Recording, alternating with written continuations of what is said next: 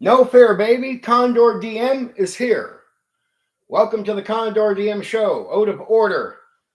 We're going to be covering Traveler. Who? Traveler. This is gonna be some excellent coverage, right? I really want to teach people that don't know Traveler. They heard about it.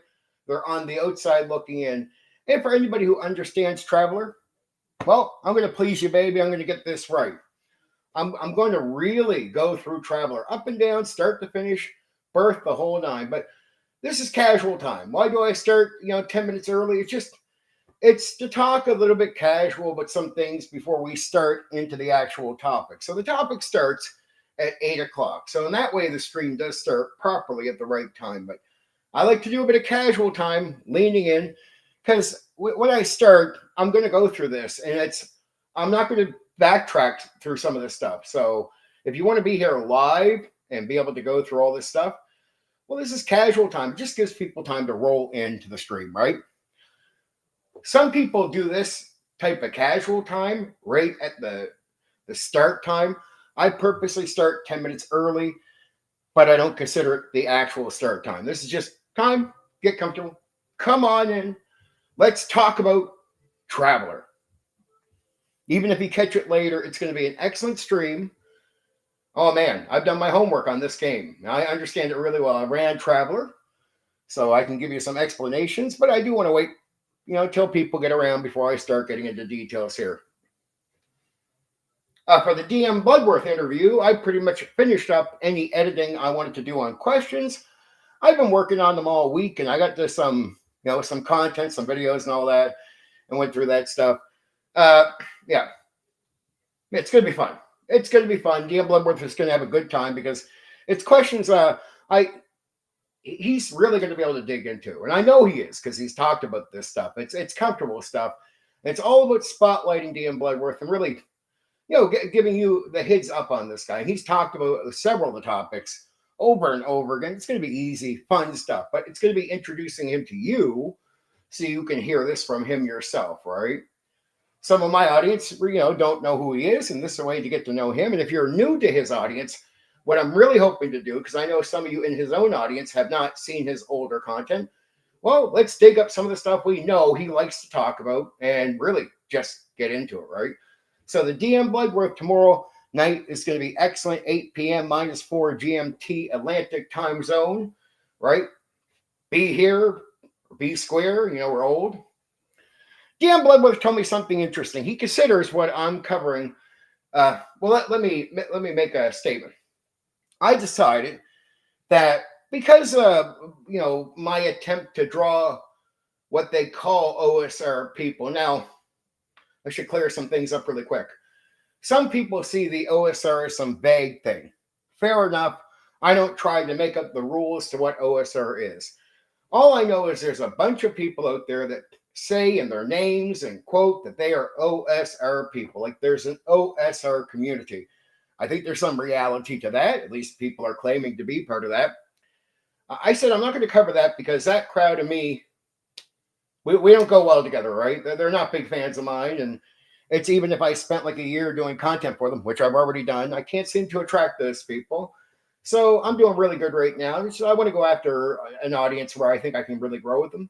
So I decided to put the OSR content just boom aside, just not bother covering any more OSR content. I talked to DM Bloodworth and he said the games, the old school games I'm covering are almost considered OSR. And I have personally never heard that from anybody before. See, the way I look at it is OSR is more like revised, revival, renaissance, right? Meaning it's taken the original games in some form of repackaging them out to you. That's OSR, right? Changes, revised, renaissance, and revival are all forms of like taking the rules, doing cleanup, stuff like that. But it is bringing the old games and new packages to you. Welcome. So he was telling me that the games I'm covering are OSR. This was DM Bloodworth. And I said, to myself, I don't really see it that way. I see them as original. So original D&D is original D&D, but revised, say like second edition, the Green Books. I would call that OSR. Renaissance Revival. These are all taking the old games in some form of repackaging them and putting them to, bringing them back in that way, right? I'm actually just going way past, the revival, the Renaissance, and the revised, and just going straight back to the original. And I personally don't count them as OSR, and I've never heard anybody tell me that the original games are OSR. So, I mean, whatever, however people want to see it, but as far as clones and revised, from the old stuff, I'm not covering that stuff. I'm just covering all original versions of these games. Now, I might talk about some of the different editions from the original right up to sometimes we're covering the 5th edition of Tunnels and Trolls, because I covered a bit of that, because most people, when they've had experience with Tunnels and Trolls, it's 5th edition, right? So it was so necessary to talk about that. But a 5th edition is still not a revised, a revival, or a Renaissance. It's just the original, right? Now, to replace the OSR content I was going to cover, I'm going to do something where I've done a bit of wargaming here and there. I never invested myself like other people, and I've done a lot more watching friends play than anything. But I know the stuff. I know well enough to cover it. So instead of OSR, I'm going to do the old school, original, tabletop role-playing games, but I'm also going to cover war games. But old school war games, leaning back, my coverage is from 1970, right up to 2000. That was my idea in my head. Just start at 1970. Whatever I find beyond that, right up to the year 2000, that's really what I'm aiming at covering. So when I cover war games, Car War, stuff like that, it's going to be in that time zone. Same thing with the original stuff. And if there is a revised anything within that timeline, I'm honestly skipping it. I'm just going straight to the original, right? So there's a black books for 2nd edition. I ignore those. I cover the original 2nd edition, AD&D, for example. So tonight is all about Traveller, and I'll tell you a bit about Traveller. So the argument that you'll hear from a lot of guys that play Traveller, that game masters for D&D have a bit too much control and they can't give up control. Well, where is that argument coming from if you don't understand Traveller totally? Well, Traveller really is a game master manager. See, you don't give a story. You're not really, in a way, you're not there to give a game in the same way. You're there to give a world. You're there to give a place, a scene. Drop them in. Here you go, players. You control the pace. Where you go, what you do. And you can interact. You can bring NPCs into the scene, all that type of stuff. But you're not there to create a story. You allow them to develop whatever develops out of what they're doing. And there's all these options, right? So you'll hear a lot of Traveller players say, the game master, because they clearly have experience, can manage the game without all this control that a dungeon master from D&D would have. And they enjoy that. So when they hear views of dungeon masters, I control the scene, I move it here, it's my game. Some of them will argue back against that and say, no, you don't need to control. You want to control. You're a control freak. They'll say, they'll be unhappy because they play a game where they actually experience them having more control as players, and the game master simply managing what they are doing, just tiny bits of management on what they are doing. Then you get to, there's something called 4D roleplay, and I always think it's inspired from Traveller, obviously, because Traveller has a pace to it, which is the players control the pace. So constant role play from them decides how fast the game goes.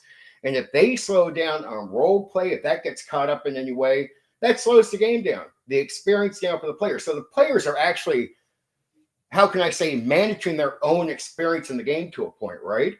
The game master is more reacting with minor management and things, and then they can bring NPCs, and there's all kinds of things they can do. But at the end of the day, it's really letting the players set the pace. And pace is so important in Traveller. For example, you'll hear the 4D role play. One of the things is, I think it's more to do with keeping the pace going, right? So you could potentially say, my character walks over here.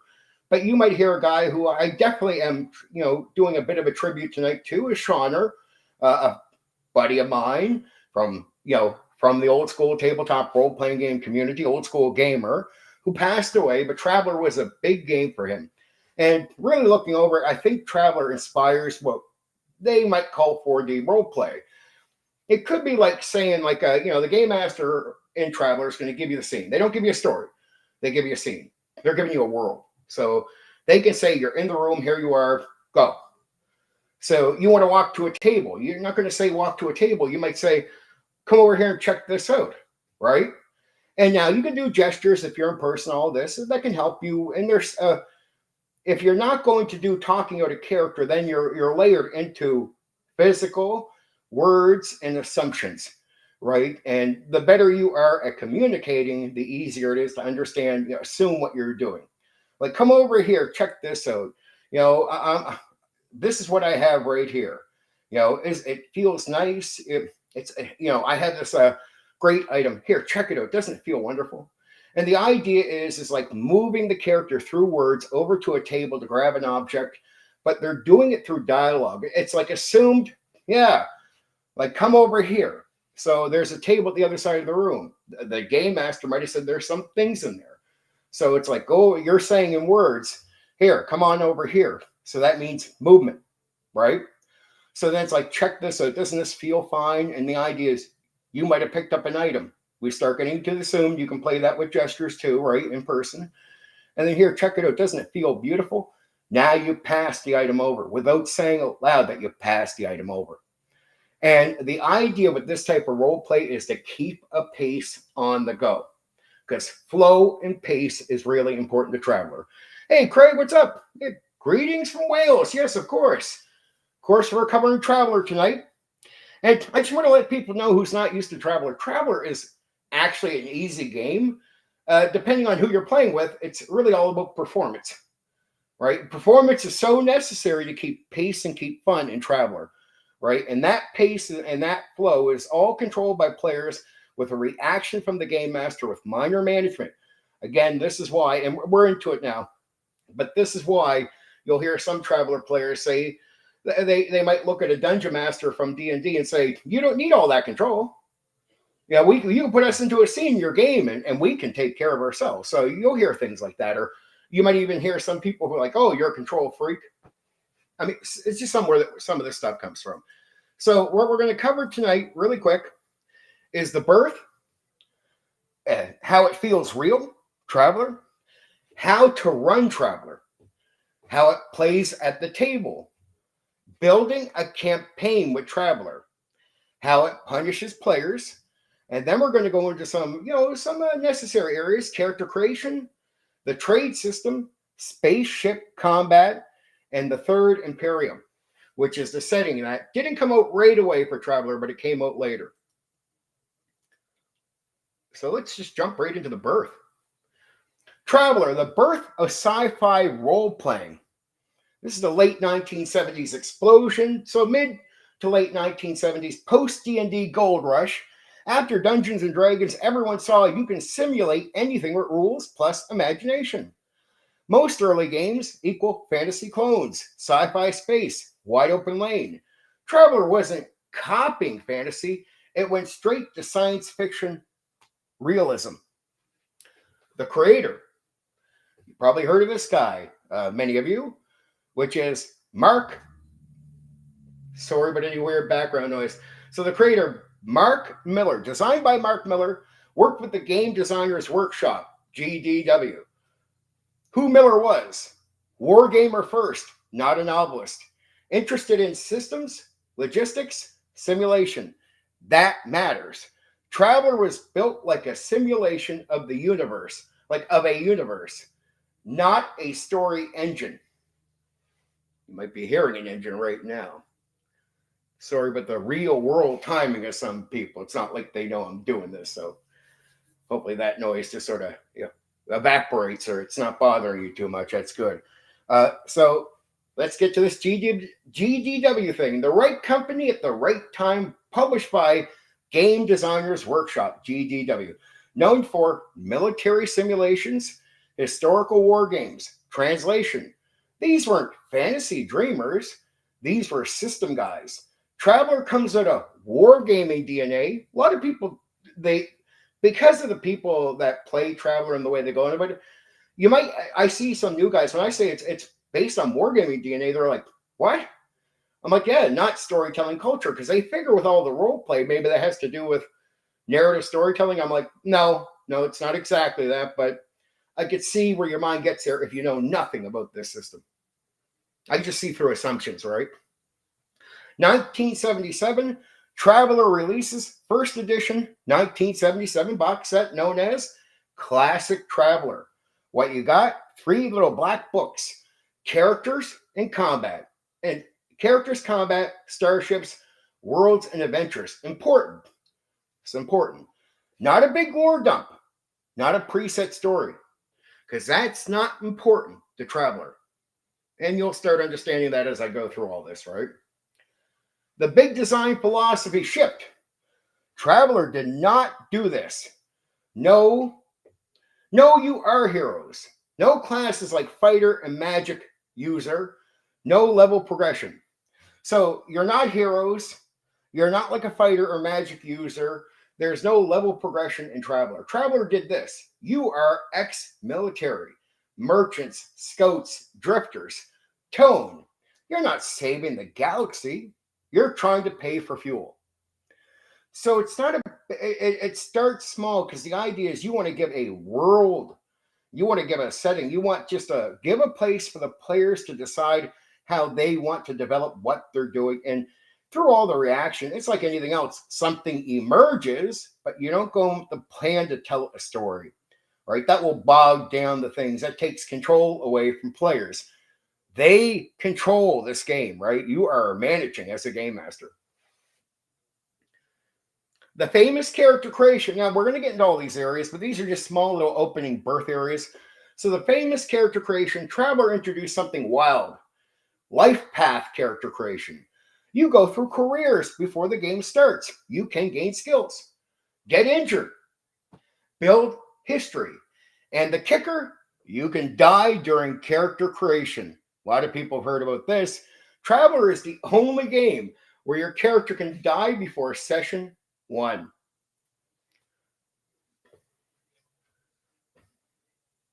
Oh, I'm always glad to have you guys here, because you add information which it's to the overall pitch. I don't need, but that's really great to add on so people can check that out. That's a little boom. Mark's done a lot of work. Actually, I'm going to be covering some other games that Mark did later. Some really weird games too. I forget exactly the names of them, but Mark Miller has done a lot of strange work. Not bad, just unique, right? So no setting, but also a setting. Okay. At launch, no detailed universe included, but tools to create planets, governments, trade systems. Result, referee, game master, builds the universe. Later, this becomes the Third Imperium. Iconic setting. Really is iconic. What inspired Traveler? Not Star Wars, and that's really important. More like Dune, Foundation, Starship Troopers. Tone, grounded, political, economic, survival based. This is a thinking man sci-fi, not space opera fantasy. Hence the realism part of Traveler, right? Why Traveler was different compared to early D&D. So D&D and Traveler, we're going to do a little comparison here. So D&D would be like hero fantasy. Traveler, survival sci-fi. On the other side, classes and levels. But with Traveler, skills and careers. D&D, dungeon focus. Traveler, open galaxy. Dungeons and Dragons, treasure. But with Traveler, it's trade and economics. Here's a core truth. Traveler is closer to a sandbox simulation than a traditional RPG. Sandbox, again, is you throw the players in, they do what they want. That's the concept there, right? Why it matters. One of the first major non-fantasy RPGs defined sci-fi role-playing, sandbox play, player-driven worlds. Remember, you're not giving a story. You're letting players do whatever they want. Things emerge. You know how that goes. Traveler proved D&D wasn't the genre. The system was the idea. That's the birth of Traveler. Mark Miller, I'm giving you a quick rundown on these things. Now we're going to go to about it feeling real. I want to go through some of this stuff because this is really major stuff for Traveler people. So I'm really looking to appease people that enjoy the Traveler game and really give an honest pitch to what it is so they feel satisfied that I've covered this well enough that it really gives you an idea of the game. And I'm not, as a D&D guy, I'm not trying to bullshit about what this is or bring my own opinions. This is fact-based. That's my only approach. Oh, yep. You know this game, Craig. I'm glad you do. I even told you, come here, and anything I get wrong here, man, call me straight out. I know you know your details. I'm hoping to get nothing wrong, so that shouldn't be an issue. But just in case, I like having guys like you here because I want to correct myself. It's not ego here. It's not. I'm not perfect. I don't pretend to be a perfect human being. I'm pretty sure I got this right, but hey, I'm ready to be corrected by a Traveler person. Why Traveler feels more real than most RPGs. Core truth. Traveler feels real because it doesn't try to make you feel important. You're not special. You're not chosen. You're not protected. You exist in a world. You are not the center of it. Right? The world goes whatever way the world's going. But again, you're not the center of it, but you still have a lot of control regardless, right? The world doesn't care about you. In Traveler, worlds function independently. Governments operate without you. Trade continues without you. Nothing pauses for the players. That's why pace can be so important. So just say you owed some money and the clock is ticking for you to figure it out. You don't just get to sit there and go, oh, guys, what the fuck do it? Like there's no pausing.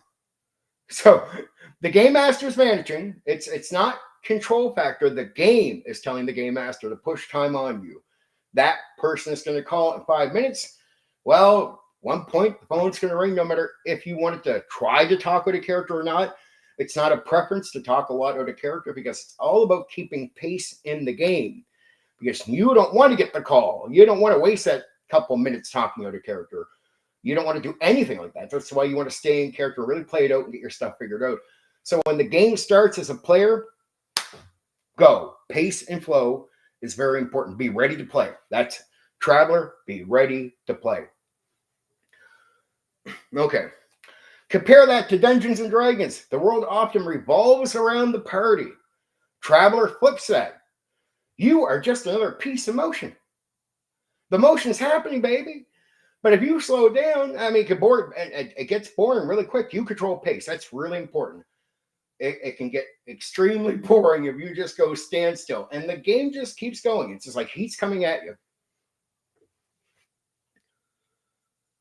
Okay. Consequences are logical, not narrative. Let me explain. Things happen because they make sense, not because they're dramatic. That's really important. It's all about realism. It's not, the game master isn't there to give you a story. So the game master just looks at what's going on and gives you the realistic reaction from the world. That's the idea, right? It's giving you the most realistic possible, not to create the drama. He's not trying to create a story. And that's, the game master, the referee, is really supposed to get that. They're not there to make a story. If there is a story, it gets made through your own actions as a player. Emergent, right? Break the law, you're hunted. Fail a deal, you lose money. Pick a fight, you might die. No story protection. The game follows cause and effect, not plot.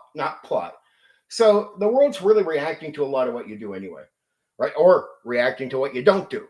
That's the point of not wasting your time. It's a really important pace in deciding because it's really going to react in that way to you, right? The game follows cause and effect, not a plot. You're not trying to tell a story as a DM. Or as a game master. Don't even bother. That's not the gimmick. You start as someone, not no one. Most RPGs begin as weak and grow. Traveler begins with a life already lived. You have history, skills, scars. You're not becoming real.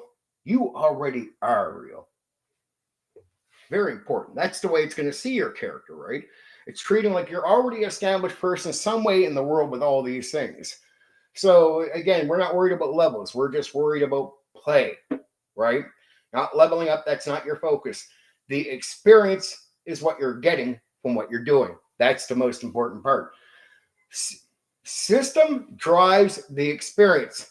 Traveler runs on economy, travel, risk, decision making, not on story beats, character arcs, cinematic moments.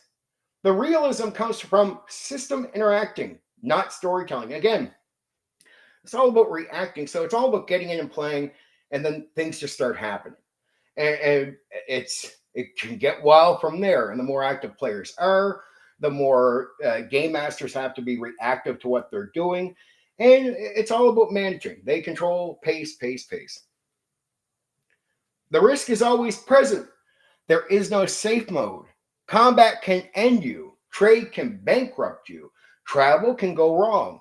This creates tension, caution, real decision making. You think before you act because it matters, right? Don't be careless in this game. Careless can mean death and everything else, because the game master is just like if he sees you trip up, he has to go, does the world react to that in a bad way? Yeah.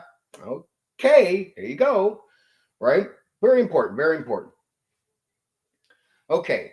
No artificial balance. Traveler does not scale encounters, ensure fairness, guarantee success. The world is uneven, unpredictable, sometimes unfair, just like real life. You can get to a moment where it's like, man, it's like I sort of get why it's happening. Fuck, that's so unfair. Like you just want a second chance. You want this, you want that, but here you are. Player behavior changes. Because all of this, players avoid unnecessary risk. Think strategically, plan ahead, value survival. They stop playing like heroes, they start acting like real people. So you're not there to save someone, you're there to figure out what's going on with your life, who you're trading with. You're not there to play a hero, you're there to be a real person in life, and we'll see where it goes from there. That's pretty much it. All right. Failure is part of reality. In many RPGs, failure is temporary. In Traveler, failure reshapes everything. It creates debt, enemies, new problems. You don't reset, you adapt. That's really important. Like things are coming at you, and you have to adjust to what's coming at you in that game. The scale of the universe, the setting, like the Third Imperium, is massive, is complex, does not revolve again around you. This creates a sense of being small in a big system. You're just a small little player, in the ocean, right? You're a small little fish in that big ocean. Why this feels so different? Most games say you matter. Traveler says the world matters. That shift changes players' mindset, changes behavior, changes expectation. Why some players reject it. Okay. No power fantasy, no guaranteed spotlight, no narrative safety. It feels harsh, cold, and unforgiving.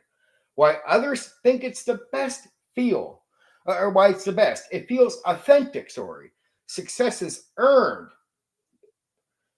Really, it's getting in there, performing, and really proving a point that you are a performing player. I'm a performing type of gamer myself. I when I did Traveler, I really related to this game in a lot of ways. I like performing. This was good for me.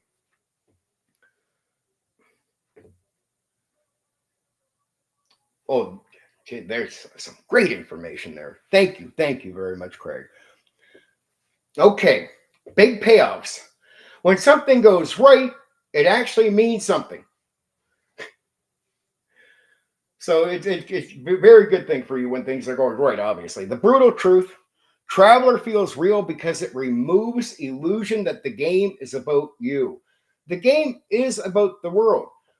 Your experience is about you. But you'll realize the world has more important fish to fry, right? You're just boom, you're not that important to the overall thing. You make yourself important, I guess, through your effort. Traveler doesn't try to simulate a story. It simulates a world. Things are just happening. You don't worry about telling a story. You're just letting things happen. Again, we get back to the emerging part. It lets you survive inside of that world. That's what you're looking to do. Survive, get by, not die. It is survival.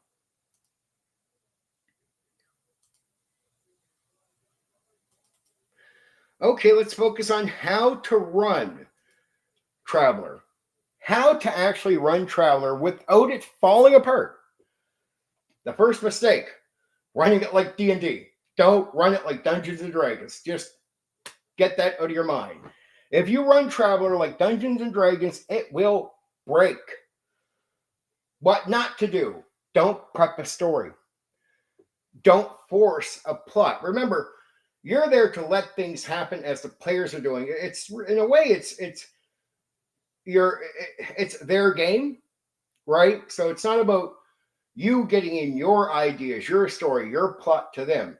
It's about just letting the world react to them and letting them have that experience. And if you could be satisfied as someone who runs that, you're good on performance, you're good. I was very good with this. Don't build balanced encounters. If you do, players will either derail it or feel railroaded. See, Traveler players want the real, right? They don't want you trying to make something because it's not your game in that way as a game master. Again, you need to learn to give up control. You'll hear statements like this from Traveler players. DMs need to learn how to give up control. Well, this is where these type of things come from because they feel when you put in that thing you wanted to put in to make something happen, to them, that's railroading, right? That's being railroaded by the game master. They want freedom. Your job is not storytelling. You are not a writer, a director, a plot manager. You are a system operator. And so you understand the system, how things are going. You're a world simulator. You're letting the world, you're realistically reacting the way the world should. Your job, present situations. You present the scene, you present this, you drop them in. Track consequences. They're going to make actions. Is it good or is it bad? You're really deciding that from the options they have and what they're trying to interact with. You don't tell the story, you reveal what happens. You do this, here's the outcome. And from that, you're piecing something together. But it's not your job to make something happen. It's your job just to react to the players making something happen. Again, that's where I go back to players have a lot of control in Traveler. Okay, that's what I would say. Start small. This prevents collapse. My own personal note here. Big mistake. Trying to run a galaxy immediately. Do this instead. I got comments coming from around YouTube. So do this instead. Start with one sector, 2 to 3 planets, a handful of NPCs. Why? Too much scale equals chaos plus no focus. Right? You want them to focus on the little bit that's there so we can get to them doing stuff with it, interacting with it, and you start getting to the game, the reactions, what they're doing, consequences. Traveler grows outward from play, not from prep. So the world can expand in size as they're traveling out to meet new groups where it's necessary to start expanding what you sort of start with, right? So that's, again, very important. Traveler grows outward from play, not from prep. Very fucking important. Just a small thing. Start small. Okay, always give players something to do.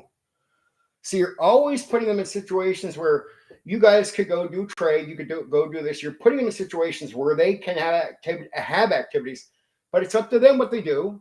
You're just giving them the scenario where they can, right? You're not putting them in a shack with no phone, no connection, no nothing, no way to interact with people. Like, you know what I mean? Like, you're looking at what this game is and going, they need to have NPCs around to react to, connections, stuff like this. And you develop that really quick. Look, for the most part, as a referee, you want to get out of the way. You're there to react mostly. But when you initially set up the scene, you're putting them in, that's when you get your moment to give a little bit more winded speech, right? Because they do need to know some of the details that you're dropping them into. Again, you don't want a big speech in a big world, but just get the details down to the room, the place, who they could call, who they might know. Just details so they know they have access to, oh, I could talk to Tommy down the street. Okay, well, right? It's little stuff like that. So always give players something to do. Traveler isn't open, but not empty. Traveler is open, but not empty. So it's open to the players, but you're filling it in with stuff for them and then just dropping them in. After that, they take control. You must provide trade opportunities. This is what they're saying. The NPC they know, like it's trade. It could be a company they know, whatever. It's job offers, maybe, problems. If you don't, players stall. They need something to do or react to. You're not giving them a story. You're giving them a place with activities. Like, here's the running wheel. You can go on this fucking slide if you want. You get what I'm saying? Like, you're giving them stuff. If players stall, the game what? Dies. Think in terms of hooks, not plots. So here's potential of something, and there's access to the potential. And then the players decide what they want to do with that access, with their options. That's what they do, right? You're laying out options. They decide what they're doing with them. Use the economy properly. The game runs on pressure. Very important. Pressure to keep the game moving. Ship payments, fuel cost, maintenance. If you ignore this, the game loses tension. Like, if you don't really put stuff in there, some players might not figure out what to even ask. Like, who do I go talk to? What do I do? They need to see stuff where they go, I want to do that over there. I'm going to go to that thing that you put down, referee, game master. Oh, because you put it down. Get it? You put that there, and they need stuff. Okay, so you enforce it. Like, you enforce all this stuff, right? Players are forced to act. The economy is the engine of Traveler. So you want ways to do business, have to fix a ship. It's all about the need to either access money, talk about trade or something like that. That's very important. Trade is just not a background side thing, but I don't want to get too far into that. We'll go over the trade part when I get to there. I have a whole section for that.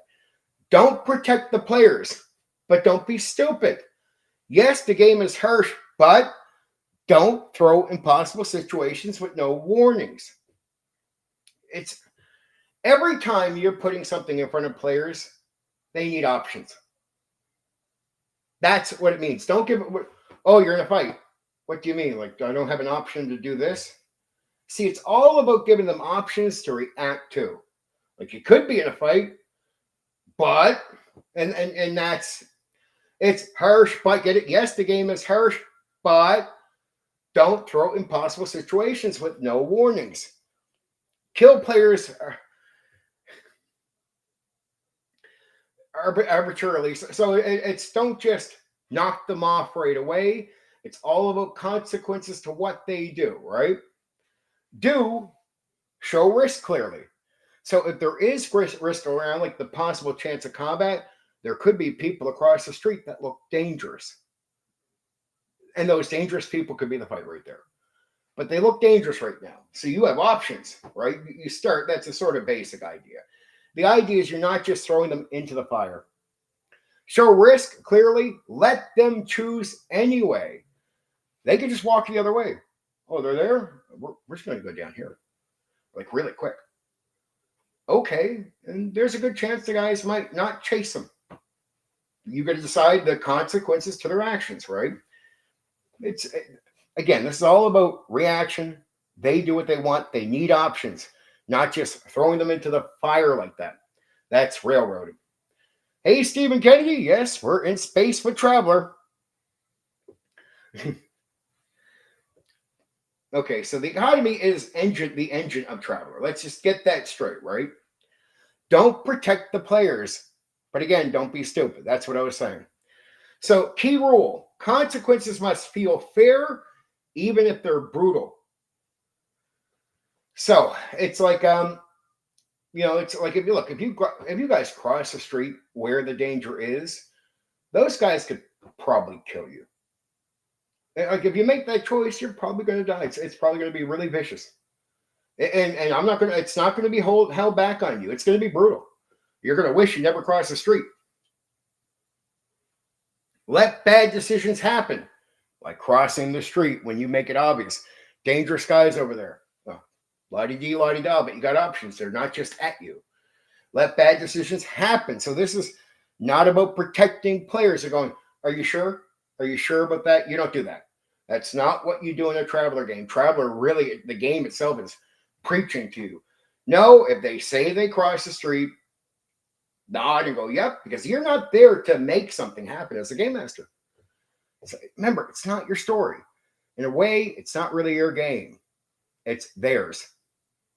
Right? And once you understand that you don't have the job of making the story more interesting, here's an important note.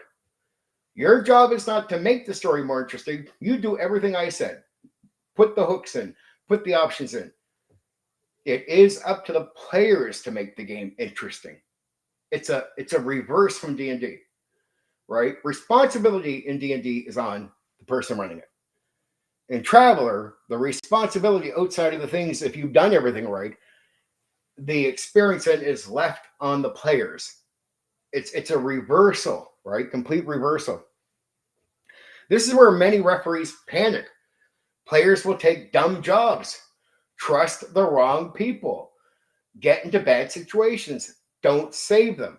Look, you can try to make something obvious, but you don't go, are you sure about that? You just, oh, you really want to go for that job? That's the one I was thinking you would let it avoid, but hey, it's your game. You do what you want. It's not about me, the game master.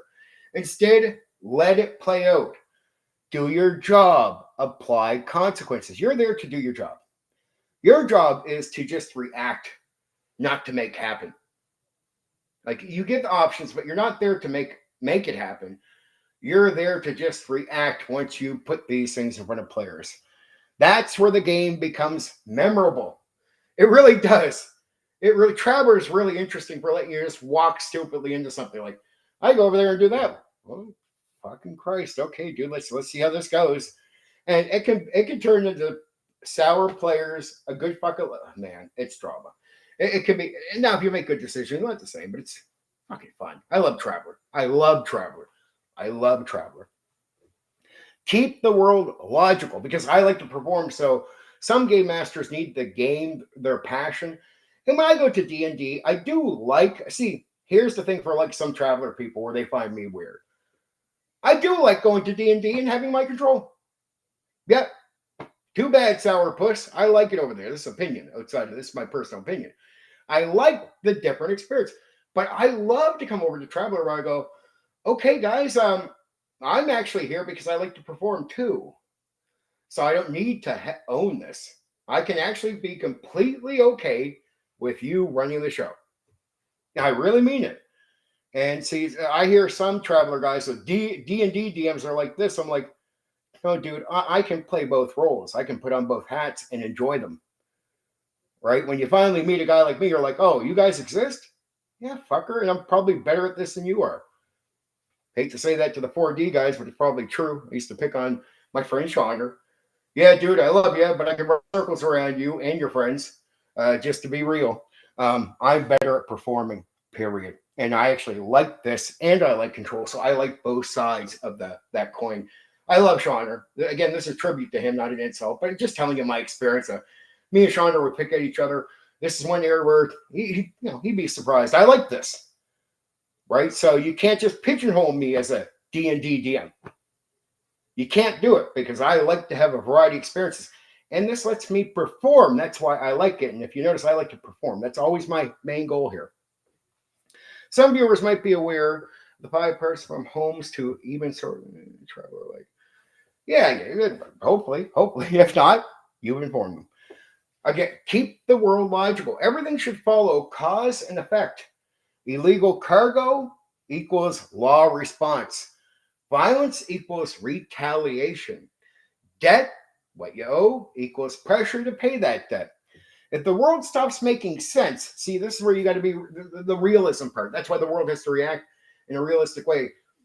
Players lose trust. It's like players are trying to decide what they do based on what they think are realistic reactions. So if you're someone who doesn't have common sense that runs the game, you're probably not good for a traveler. I don't care what you're doing. This is really fucking important. That you are able to use common sense on a level that rings bells with your players. That's really, really important because they want to trust you. And as long as they trust that, yeah, I can see that happening, that gains trust. That's important overall. Without trust, game collapses. Consistency is more important than creativity. Remember, it's not about you trying to make something happen, like you create a wonderful experience. It's not your job. I love the freedom. Over in D&D, it's my job, right? To a degree. I'm responsible. That's me. Over here, it's not about me being creative. It's about me performing. That's all it is. So consistency with the realism is important so they can trust. They want to know, well, yeah, we know him. He has common sense. We know if we go down here, likely this happens. We know if we go down here, likely this happens. And they want to know that so they can decide what they're doing and have a better chance of having the outcome they're looking for. And why not? And they're not planning like players in that way. It's like their characters are planning. It's like in real life. Do you want to go down around the corner where you hear all those guys? Probably not at a certain time in the morning, right? So it's in that zone. Prep situations, not stories. You're just giving them the place. You're, again, prepping the table over here, with no expectation that any specific story is really going to happen. Things can happen. The world is going to be functioning. And then, again, story emerges. I mean, you can say a story emerges from what you do, but that's not your intent. Instead of, here's the adventure, here's what's happening. So it's like, here's what's happening in the scene. People are across the street, or you're in the room.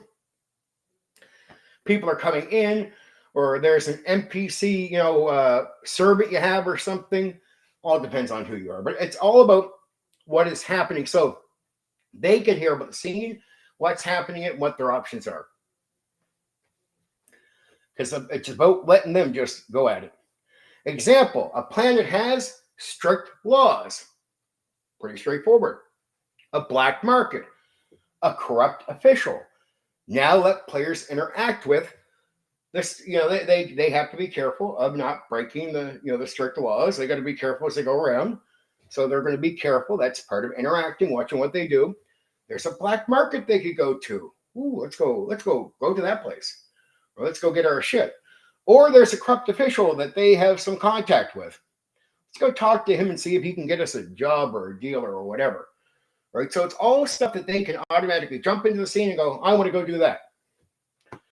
Use NPCs as anchors. Remember, this is all about how to run it. This part.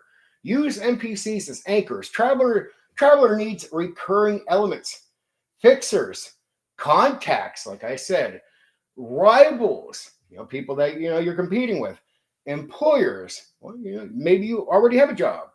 Why? Give players something to latch onto. Prevents the game from feeling empty. See, we just say, okay, you guys are in a room. What are you doing? We're standing here. Okay. Is there anything we can do? Like, is there? See, their brain automatically goes to that. Like, where's the shit, dude? Where's the shit, game master? Like, what do we react to? What do we play with? Get it? So you got to put toys. That's the way I look at it. It's like putting toys into the scene. That's it. And then we just randomly let random happen. That's all it is. You don't put him into the scene so it's interesting. You're putting him into the scene, you let them fucking react to it. It's all random. In that way, once you put things in. And again, you're putting that in just make sure the game doesn't feel empty and you're leaving them trying to decide out of the fucking blue. Can we go find a contact? You never mentioned anything. You don't want that happening. That's going to kill pace. Control the pace. Traveler can drift, stall, and become aimless. Fix it, as I've been telling you, fix it by introducing pressure. Oh, you got a bill due, man. You got a day or two to get that paid. and you got no money, and you got to. I mean, you might have options, but it's not like you just have money coming in. But you got to get that money. Time limits on when you get the money. External threats. Maybe there's someone who, says he's going to kick your ass if he sees you outside, right? Like if he sees you walk out that door, so you got to decide when you walk out the door, what you're doing, right? How are you going out the door? Players sit around and nothing happens. See, without pressure, players sit around and nothing happens because you leave them too vague. See, if you give no options, it's like giving general. And general can be like 20,000 things. And some players have a hard time going, okay, out of 20,000 things, what do I do? They have a hard time just breaking it down to like 10 things, 5 things, 3 things. Like I can, opinion, we're here off the facts, but I'm good at improvising. So I'm really good at when you give me random of being able to just in my own mind do that. Now, personally, I can do that as a player and traveler. I could overcome this and make it interesting with a bad game master, but you prefer to have a good one doing this stuff, doing what I would do, control pace, put stuff in. People love it when I run traveler all the time. No one to push back. If players try to break the economy, ignore consequences. The guy's coming after you. I fucking don't care. You will exploit systems, right? They're going to look to fuck around.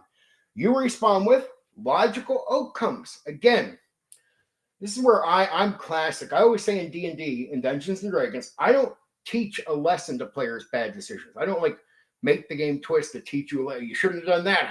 You had this coming. No, you can go and fuck up, make bad decisions, and come out smelling like flowers. Same thing here. Right? Logical outcomes. It's not about teaching it. Let the world, if it's going to naturally teach people a lesson, you want to fuck around, you're going to find out. But guess what? Maybe they get around finding out. Right? If that's the realistic, logical reaction to something they do, even if they've done something stupid, strangely, that can happen. Examples, smuggling constantly. Authorities escalate. First couple of times, our authority's not too bad and you get away from them. Do it like a 4th time. Oh man, people are knowing this crime's going down. Fucking reports are coming in. Oh, the cops got to put some more boys on that one. Now you got more people coming after you. More likely chance you might get caught. Hence, it's a make sense situation. It makes sense that if this crime keeps happening on a certain scale, man, they can't be looking stupid. It looks bad politically and everything else. More people are coming to look for you. The balance you must hit. You're walking a line between too loose, no direction, player drift, too tight, feels railroaded. The sweet spot, structured freedom. Again, this is about put stuff down. Here you go.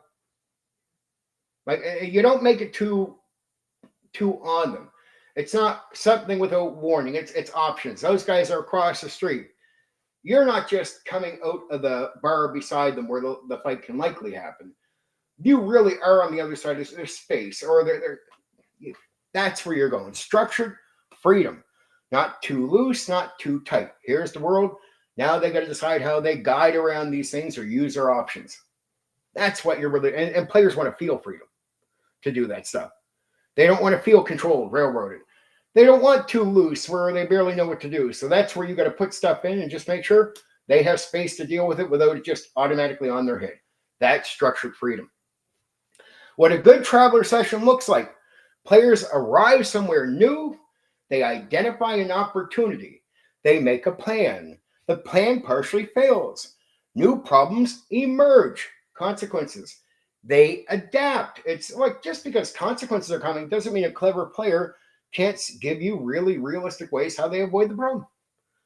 The consequence might be the cops are coming, but that's again where the players can outsmart that in certain ways, right? Repeat. That loop is the game working correctly. So all that stuff is pretty similar. You're always putting something in there for some form of, here's what you do. It can either be pressure, create pressure, and all that. That's what you're looking for with Traveler. The brutal truth.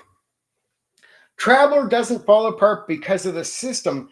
It falls apart when the referee tries to control it. You're given something. Here's a world, drop in, man. Here's what you do. You don't put something in the scene to make it happen. I want them to have the fight coming out. Don't think that way. If there's danger, but you let them just don't get in this thing where the fight has to happen. It's not your job to make it interesting. This is the separation from D&D. It's not your job. See, in D&D, you are responsible for the experience of the players. That's why in D&D, your mindset is, man, this is getting boring. I gotta make something happen. That's not it, dude. If you put the right pieces in and it's getting boring, it's on the players. And as long as you put the stuff in, if they're not reacting to it well, that's on them. They are responsible for that, not you. You don't got to worry. You just got to do your part right. Very important. So all that is looping again. But brutal truth. Traveler doesn't fall apart because of the system. System's working fine when you're doing it right. It falls apart when the referee tries to control it. That's one way, right? Run Traveler like a story and it dies. You're trying to make stuff happen for a story. No, it dies. Run it like a world and it runs itself. Just let the world keep reacting. The game will just happen. That's it. That's the game. It's really not hard. Traveler is so fucking easy and fun in that way, right? In that concept of play, right? And that concept of game mastery. Just get creative. Know your options. That's all. Okay.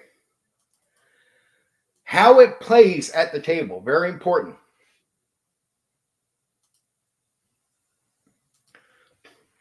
So how Traveler actually plays at the table.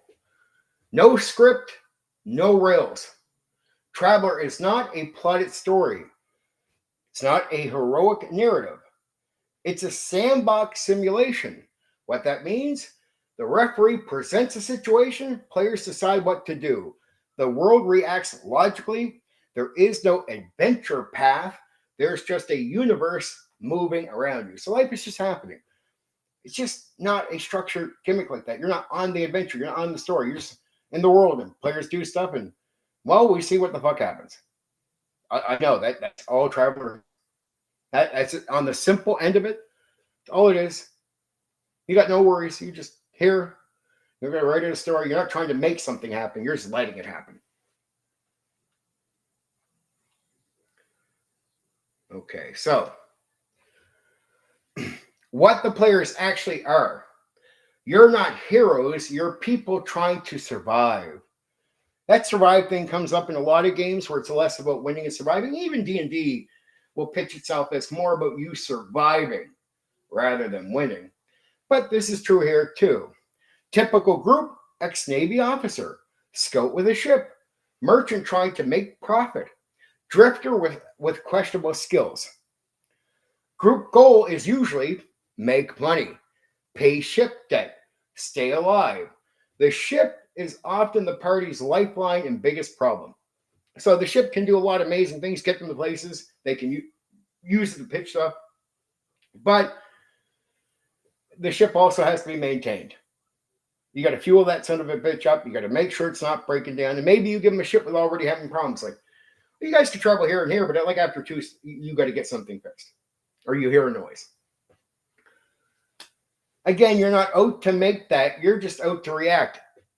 How are they doing with the ship? What have you decided to give them the ship? So when you decide at the start, you're not trying to make it happen. You're saying, okay, I'm going to give them the ship with a problem where, they can decide how they want to deal with the maintenance later. They could try to ride it out if they want. But it's not about making it interesting. It's just giving them something to deal with. Again, you're putting stuff in there for them to decide what they want to do with it, not for you to make something interesting. So it can become a pain in the ass, but again, the ship is allowing them access to trade, get to places, see people, make better connections, or get to their connections. The gameplay loop. This is how a session actually flows. Step 1, arrive at a world. So they're arriving, new planet, generated or pre-made, has law level, tech level, government type. Step 2, access opportunity. Players ask, can we trade here? Are there jobs? Is this place dangerous? Step 3, make a move. They choose, trade goods, take a contract, smuggle cargo, explore, get involved in local trouble. Step 4, resolve with skills. Everything runs through skill checks, 2d6 system. Simple idea. Roll 2d6 plus skill versus difficulty. Right? From the number skill, and you're going to roll that against the difficulty number. That's it. Step 5, consequences hit. Failed deal, lose money. Bad job, creates enemies. Illegal action, law enforcement's on your ass. The game always pushes back, and it pushes back hard. Right? The law is after you, man. That's not something good. They're pressured to catch you. They're trying. They want to. And as long again as that you just going put pressure through the realism, like it makes sense that they'd be right up on their ass, and the players would make sense of that. Good. You don't have something on their ass to make, oh, I'm going to make an encounter there. It's going to be interesting. Again, stop thinking like a D&D DM. Right? You're just not sympathetic, and you allow any cruelty in the world to come at them if they make mistakes or they screw up. Combat. Fast and dangerous. Combat is not the focus. When it happens, it's quick, it's diddly. Reality check. No tech builds. No HP bloat. No hit point bloat. You get hit, you go down fast. Traveler teaches players real quick. Fighting is a bad plan. So fighting is as scary and dangerous and diddly as the real world. It's like, man, you get shot in the head. It's not like you got hit points, you die. You know what I'm saying? Like it's pretty straight. You can get knocked out. It's very dangerous to get into a fight. I mean, it can work out for you. Maybe you get the cheap shot, but it's just understand it's not back and forth fighting a goblin. It is more realistic realism. The real game. Economics and logistics. This is where Traveler lives. Money matters. Fuel cost, ship repairs, crew payments, cargo investment. Example, gameplay. Buy goods cheap on one world, travel, sell high somewhere else to make money. But prices fluctuate. Risk exists. So you could buy something, you get to the next planet, and they only pay half. Like it's not that they're paying more. You could lose everything. Traveler is part RPG, part business simulator. That's so true because it is all about getting money. It's all about just getting money to get by. You need money for everything. So there's no way of actually looking around that. So Traveler, it just sort of admits this to you. Dude, you can't get by with no money. That's it. That's if you want to make shit happen, get some dough. The ship, and this is to do with your ship too. Your base of operation. So it's really an important start. You might not have a place at all. You're at a new world. Your home, your living quarters is the ship. The ship is your home, your job, your biggest expense, constant pressure, mortgage payments. Maybe you're paying for it all the time or paying for where you're going to park it. Again, maintenance, fuel. This creates natural tension. You always need your next job. You're always looking for the next way to make money. The referee's role is very important. The referee, game master, is not telling a story, is not guiding a plot. They are running a system, reacting to players' choices. They handle world generation, NPC reaction, trade systems, consequences. The referee is basically running a living universe. I hear Philos. If we're not right too far into it, I did the birth, another one before this. How to run the game is what I went through. So you probably do want to go back and check that out if you want to, know how to run the game. Right now, it's how to play it at the table. That's where I'm going through. Okay, so and I love Traveler. I've run a lot of Traveler. It's one of my favorite fucking things to run because it lets me do my favorite thing is perform. Now, I like D&D and the control and the responsibility of the experience for the players. But I love Traveler when I can just take a break. Dude, I can do all this stuff. It's on you. I can react. It's fucking so easy to run Traveler. Especially when you go from, okay, I gotta make all this shit happen over here. I like the responsibility of D&D. But get over here. So to me, it's just like, okay, this is fucking like breathing air over here. Fucking Jesus Christ. As long as you can enjoy this And I like having the control over there where I create the drama, but I can also get away from D&D and come over here and go, okay, dude, I'm not creating nothing. I'm just going to put shit down. You create something based on your actions and the consequences I'll give you from the world. Okay. No balance, no safety net. Traveler does not protect players. Bad decisions equals real consequences. No encounter balance. Doesn't care. No, you're not meant to win the fight. No, man. The combat's just not there. It's not a core element of the game to earn experience or level because there's none of that in this game. If you pick the wrong job, just job. You might die. You might go broke. This is old school thinking at its purest. So true in so many ways. What a session feels like. A typical session might look like a land on a mid-tech world. Like you land on a mid-tech world. So it might be you go there and you try to sell cargo, bad prices. Take a risky job transporting goods.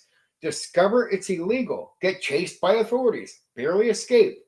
Now you're one of criminals.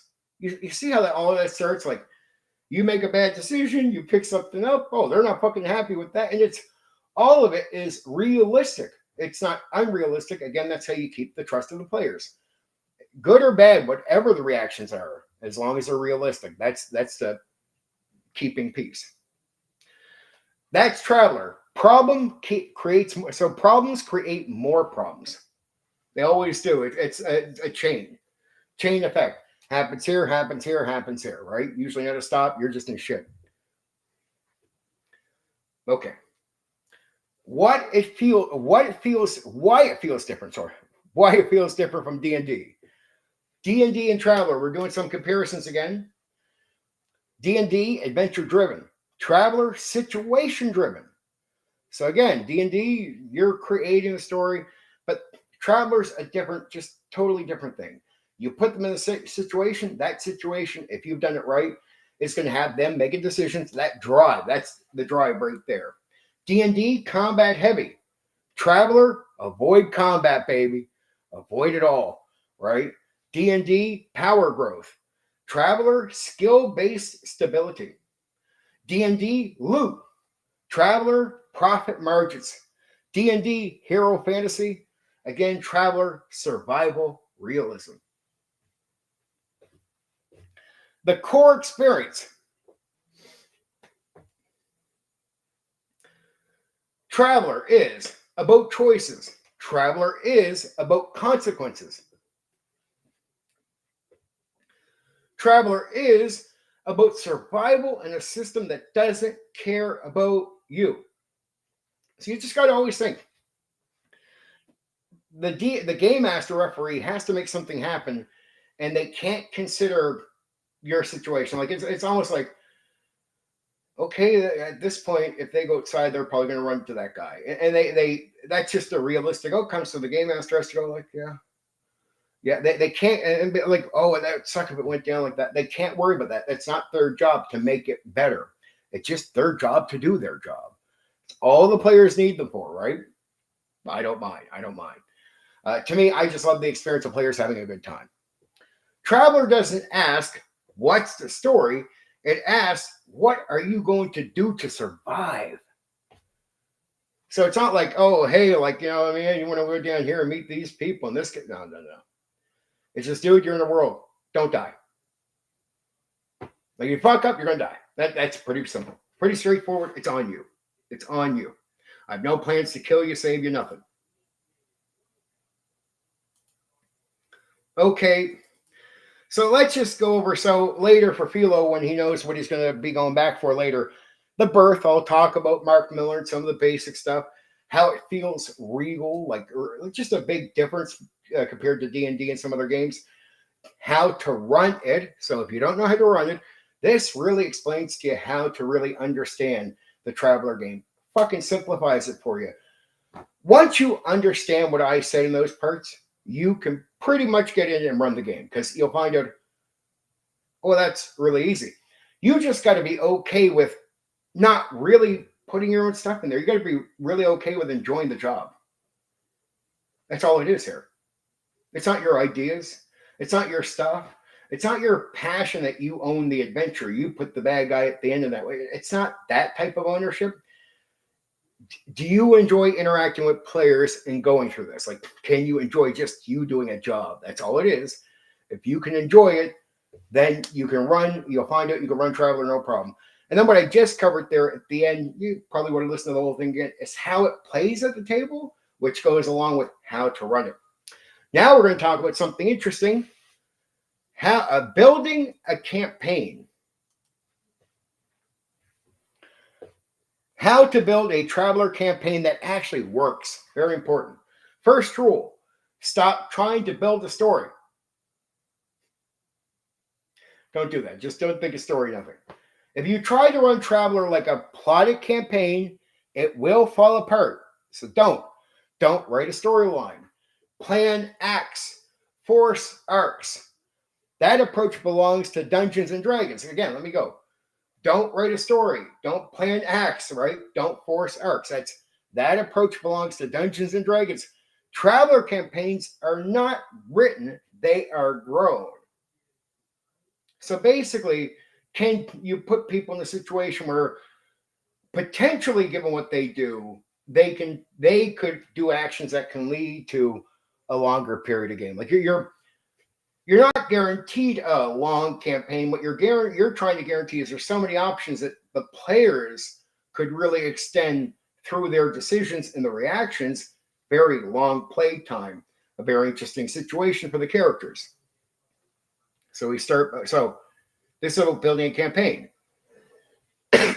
Sorry. Start with a situation, not a plot. You need a starting condition, not a narrative.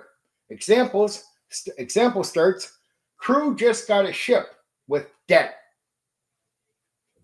Okay, so you got a ship, man, but you owe some money for the ship. Group is broke on a bad world. Where do you get the money? They owe someone dangerous money. They're hired for a questionable job. So, it's dangerous. It's going to be challenging. They've taken it. They need the money to pay this dangerous person. This gives direction so they know what they're doing. They have an idea.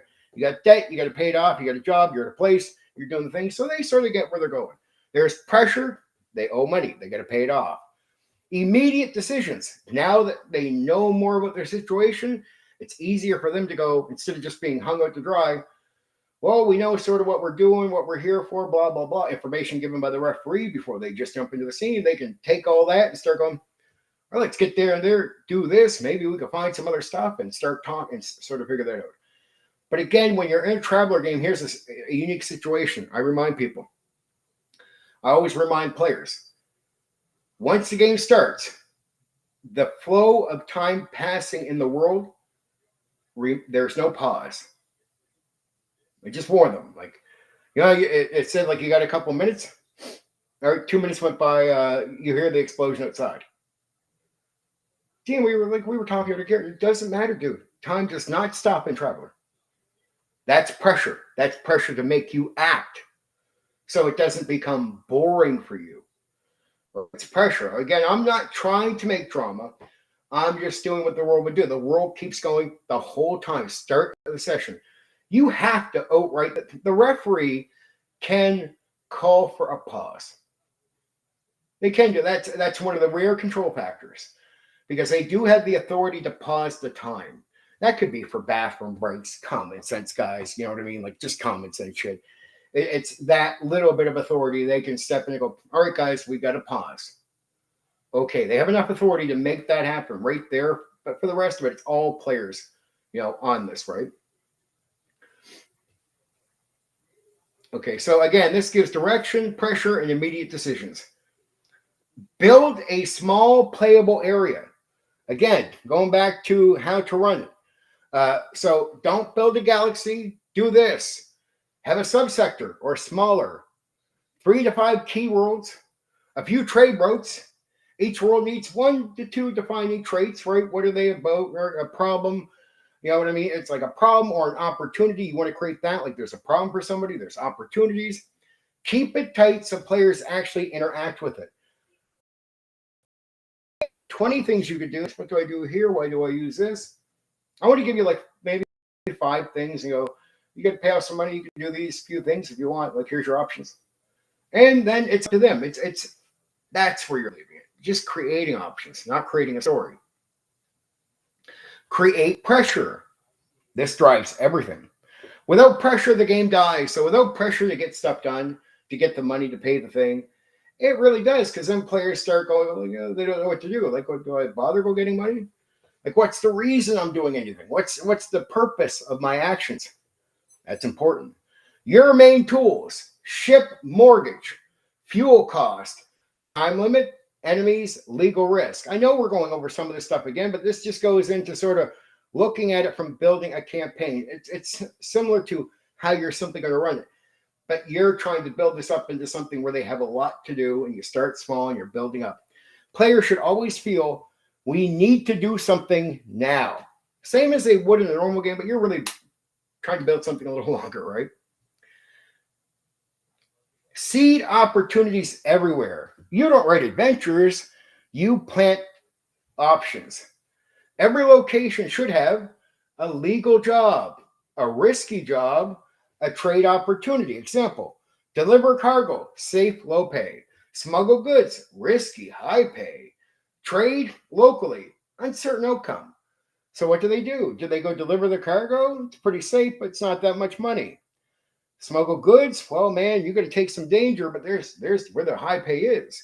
Trade locally, who fucking knows?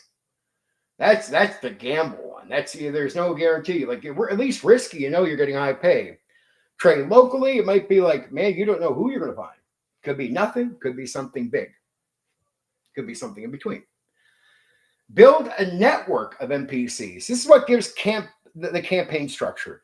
You need fixers, job givers, contacts, which is information, rivals, which is competition for the player characters, authorities, pressure in case they want to break the law, reuse them, recurring faces, continuity, right? NPCs are your plot without writing one, right? That's very important. They can become very important. You're going to keep interacting with them.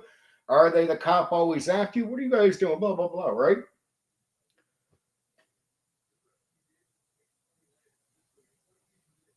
Fair enough. Let the players choose the direction. This is where most campaigns succeed or fail, because they always control most of this. Like, you put options, they always control. So it's part of the overall game. Let players choose direction. This is where most campaigns succeed or fail.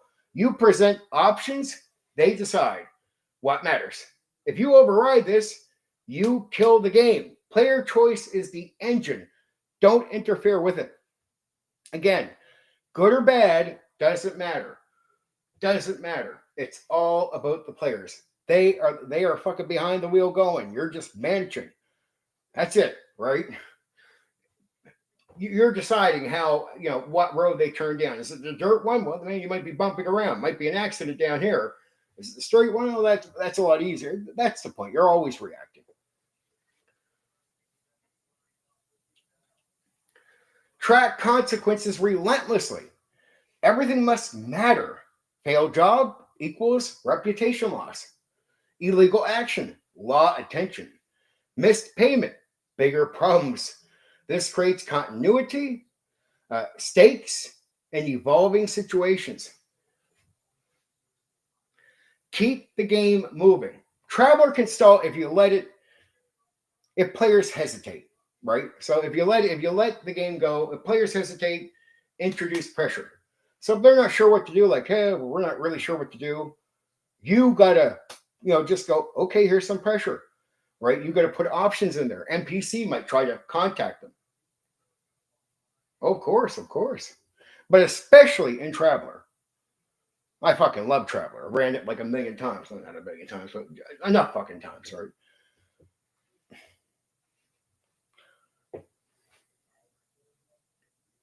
Okay, so there. Again, keep the game moving. Traveler can stall if you let it, like I said, if players hesitate. Introduce pressure, bring in an NPC, create urgency. Example, payment due in 48 hours. Suddenly they get a phone call. You got like 48 hours to pay your shit, dude. Oh, yeah, this bill. You're putting something in there for them to react to. I got to get money. Someone else took the job. You mean the job we had lined up just got taken away? Now you need to find a new job. So it's creating pressure for them to need to do something, even if they had something secure. Because if they're in a situation where they don't know what to do, well, we get the job later, but what do we do now? That's where the game stalls. So it's not about creating a story or putting something in you want. You're there to create pressure in the world. So there is a bit of that as a game master, but mostly you're still managing and players drive the game. This is the player's game again. It's not like D&D. The game master in D&D or the DM is responsible for the experience and creating this and doing this, and that's the social contract. Over in Traveler, again, this is just, you need to be okay with performing and enjoying the performance, but it's a lot less about you trying to create the great story or have the great thing that you want to have happen. It's all randomness. Put players in, they decide where they go, and as long as you can enjoy just the performance of the consequences from the world, you're going to have a good time. Period. Like you've got to be able to enjoy that. I love it. I love it. I love both roles. D&D, where I have my control, and over here where I let it go. Use travel as a gameplay tool. Jumping between worlds is not downtime. It creates risk, time pressure, decision points. Every jump should matter. Where do we go next and why? We're looking for a job. We need to pay a thing. So that pressure is all about creating reasons for them to go do something. If not, again, without reasons, without pressure, game stalls if they can't think of anything to do and there's not really much in front of them to do. Hence where the pressure comes in. So time pressure, all that. It's all about just getting the game moving. If not, it stalls out and becomes boring. Don't over prep. This kills Traveler. If you overbuild, players ignore your work. You'll get frustrated. Just don't do that. Just think it's not your job to tell a story. You put random in there and then let it happen. Let the story start telling itself. Emerging story, right? Story emerges. Instead, prep lightly, react heavily, because it's that reaction from the world that starts creating all the fun, the craziness, the failure, the good thing. But it's that focus on doing your job. Enjoy your job. That's what you got to learn to do. Give up some control. That's again why Traveler players will look over at DMs in the D&D. They can't. They're just they're control freaks. They can't give up control. Right? That's why they see it that way, because they play a game where the DM or the game master does give up control and the game works. But you got to be able to enjoy giving up control. Traveler rewards flexibility, not planning. So it's how you react. It's all about rewarding the experience through the randomness. That's the flexibility. You can't plan on what will happen, but when it all starts happening based on your reaction to stuff, that's hopefully going to be the fun. If you enjoy that, that's going to be the fun part for you. Is seeing like, oh, they did this. I'm not going to get the cops after them. Right? Oh shit, the cops coming down here. It's like, but it all has to be realistic. So you keep the trust of your players. It has to make sense, common sense. As long as they buy it's common sense, you're in, and you can enjoy all that stuff, right? Know what kind of campaign you're running. Traveler works best when you define a core mode. Common campaign types. Traders equal profit driven. Mercenaries equal combat jobs. Explorers equal unknown space. Where you going? We're going to check out this unknown space. Who knows what's there? But it's, again, a reason to go do stuff. And then you start putting other stuff in. Smugglers, illegal activity. Pick one as your foundation. Others can layer on top. So you could be mercenaries out for combat jobs, but there could be some potential trade. So you can layer some stuff in there, but the core is you're going here to deal with some crazy shit with your ship or something, right? Let the campaign emerge. Story emerges. After a few sessions, patterns form. Enemies develop. This is a continuity thing. Don't be afraid to keep using the same NPCs if that's who they're interacting with. Make that a common thing. Don't be afraid. That's actually that creates the thing you're going through, right? Grow trader. Stephen Kennedy. So again, after a few sessions, patterns form, enemies develop, goals appear. That becomes your campaign. You don't start with a story. You discover it. You make it happen. It's like, oh, now that the NPC is developed, he now has an idea of what you're doing. Maybe you can help all this stuff. And he starts telling you, well, over here, there's this. You start finding more information. So there's this whole thing developing. A story is developing, emerging from what you do. You're finding something, discover it. What a healthy campaign looks like. Players move from world to world with the ship. They chase opportunities. They deal with the consequences. They build relationships, that constant continuity with NPCs. Problems escalate naturally. Oh, this happened, you ran from this happened, you ran from, you know what I mean? It's always pressure of something happening. So that's going to all develop into something bigger. No script, no rails, no forced arcs. Nothing like Dungeons and Dragons in that way. Though I run Dungeons and Dragons more free sandbox like this than say some of the DMs back in the old school when this was a thing. The biggest mistakes: rapid fire, overwriting plot, ignoring the economy. Make sure all that's important. Protecting players too much. You're never putting them in dangerous situations. If they go, they got to.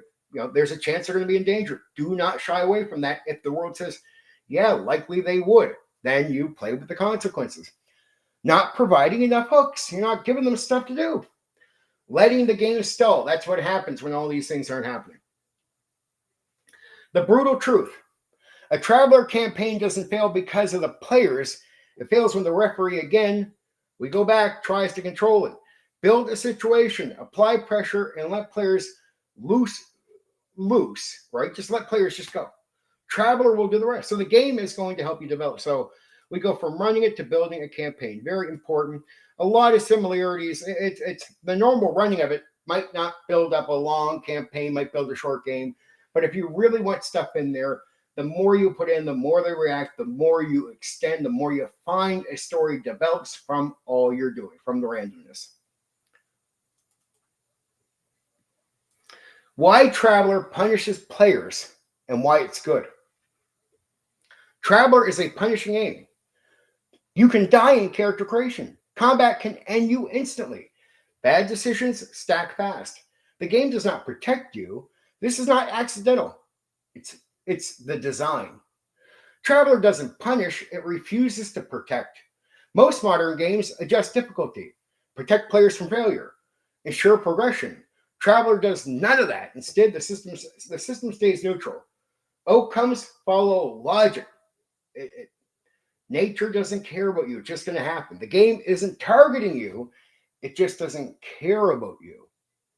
That's so important. It's not like it's trying to aim something at you. It just doesn't give it. You fuck up, well, the big thing is coming down your head. That's the realistic outcome. Sorry, dude. See you later.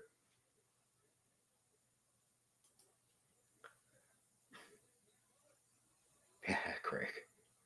Good information. Consequences are real and they stick. In Traveler, take a bad job, you owe money. Break the law, you're wanted.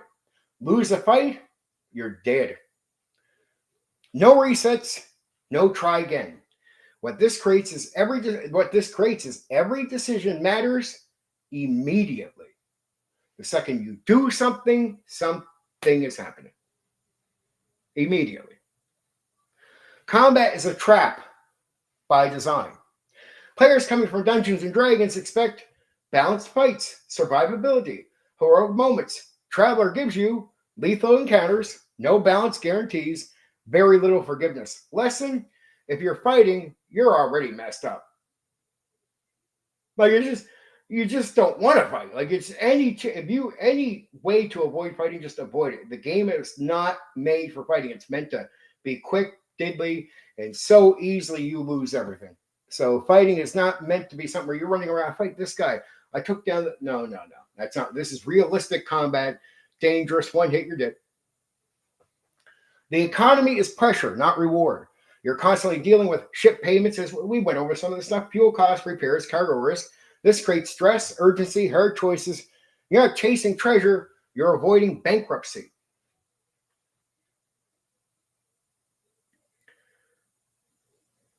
It feels harsh to modern players. Modern design teaches players you are supposed to succeed. The game will scale to you. You are the focus. Traveler teaches you are small, the universe is bigger, you're not guaranteed anything. The clash is where people bounce off. It's really just dealing with how things go. But again, it's just this game is not about making sure you're safe. And why punishment is actually good. It creates real tension. Every role matters. Every job matters. No autopilot. It makes success meaningful. So when you're doing good, you're doing good. Surviving feels earned because, man, you had to make some clever fucking decisions to be alive and be where you're at. Profit feels like a win. When you actually get the money you need, like, damn it. Dude, you did the right job. You didn't fuck up. You got it right because there's so many ways to fuck it up. So now, I get that. So now you know what the avatar is written in black. Totally get that. AK Nicholas fan, and that's related to this. That's cool.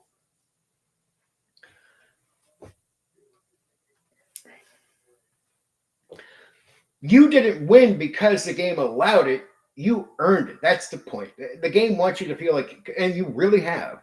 The game is so dangerous and so fucking full of consequences that when you've lined up the stars and got the thing right, you're like, I did? Like, it feels good. Like, because you know it's challenging to get there. It forces smarter play. You got to be really thoughtful. Avoid fights. Think ahead. Manage risk. Got to be careful about those consequences. Players evolve from reactive to strategic. It generates real stories, not scripted, not planned, not balanced. The best moments come from mistakes, desperation, and recovery.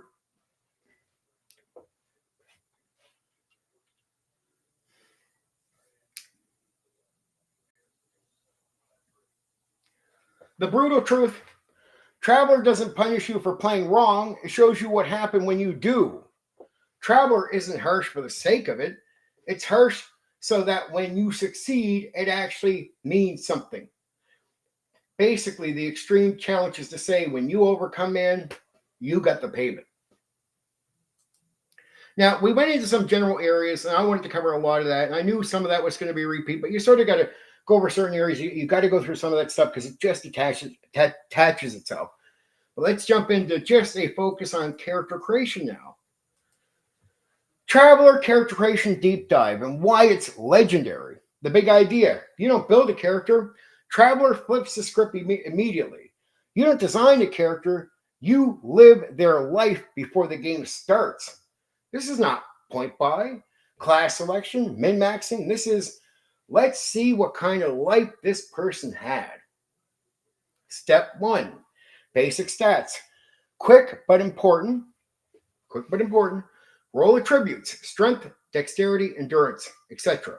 These influence what careers you qualify for, how well you perform later. But here's the key. Stats don't define your character. Your life path does. Get into that. Choose a career. Step 2. You attempt to enter a career like Navy, Army, Scouts, merchants, others depending on supplements. You don't automatically get in. You roll to qualify. Failure matters. You might get forced into a worse path right away. The game tells you you are not in control. You can aim towards something, but you have no control that you'll get there. Like, you look at your options. You can aim towards something. Again, it's just no guarantee. Now you're going to go random. The life path loop, the heart of Traveler. Each term, 4 years of your life. For every term you survive, roll to see if you live through it. So for every so many years, for every 4 years, as you're creating the character, you roll to see if you live through it. Gain skills, training, experience, and specialization. Get promoted, maybe. Rank increases, more benefits. Face events. Good or bad things happen. So that part, go back to its each term, 4 years of life. For every term, for every 4 years, you're going to roll to see if you live through it. And if you don't, that's what they mean by you lose your character. The famous mechanic, here we go, you can die. This is the thing everyone remembers. During survival roll, you fail, your character dies. That's it. Start over. Traveler is the only major RPG that says your story might end before it begins. So just imagine you rolled some good stuff. You got you're like, oh, I hope we get some good. And it's like you got to roll everything again. Like, really? Really? Aging, risk, and greed. After each turn, you decide, do you keep going? More skills, more rewards, more risk. Cash out and start to play. So you can gamble for more stuff, but every time you do, you got to roll this risk thing, right? The tension. More terms, stronger character, but aging penalties, higher death risk. It's literally gambling with your character's life to get more. But it's paying you off as if you live longer and earn some stuff. So there's a gamble, but it could be benefits depending. Mustering out your rewards. When you leave your career, you gain money, equipment, contacts, possibly a starship. This is huge. Some parties start with a ship because of this. Your backstory directly affects the campaign start. So your own backstory can really decide even how you're starting in the world. Character creation is really important to this game. What you end up with. Yeah. Trying to get more shit. Yep. I've seen that too. What you end up with by the end, you don't just have stats, you have a career history, rank and reputation, skills that make sense, possibly enemies or allies. Example character, 3-term Navy officer, injured in service, knows navigation and combat, has a small pension. That's not a built-in, that's not a build, that's a life. So you're literally just jumping through this guy's life before you start him if you keep digging in. Why it feels so real. Most RPGs start at level 1. Nobody. Traveler starts at retired professional. You begin play as someone who already lived decades. You're not becoming something. You already are something. Why it's legendary. Core reasons. It creates story automatically. You don't write a backstory. The system generates it. It removes control in a good way. You react instead of plan. Leads to unexpected characters. Risk, emotional investment. Every roll matters. You feel the danger. No two characters feel the same because of the random pass and unique outcomes. It sets the tone of the game. Harsh, unpredictable, grounded. The character creation teaches you how the game works before you even play. Like you already are experiencing the game as you're making the character. Why some people hate it. Let's be honest, this isn't for everyone. Common complaints. I want control over my character. Dying in creation is stupid. Too random. Counter, that's the point.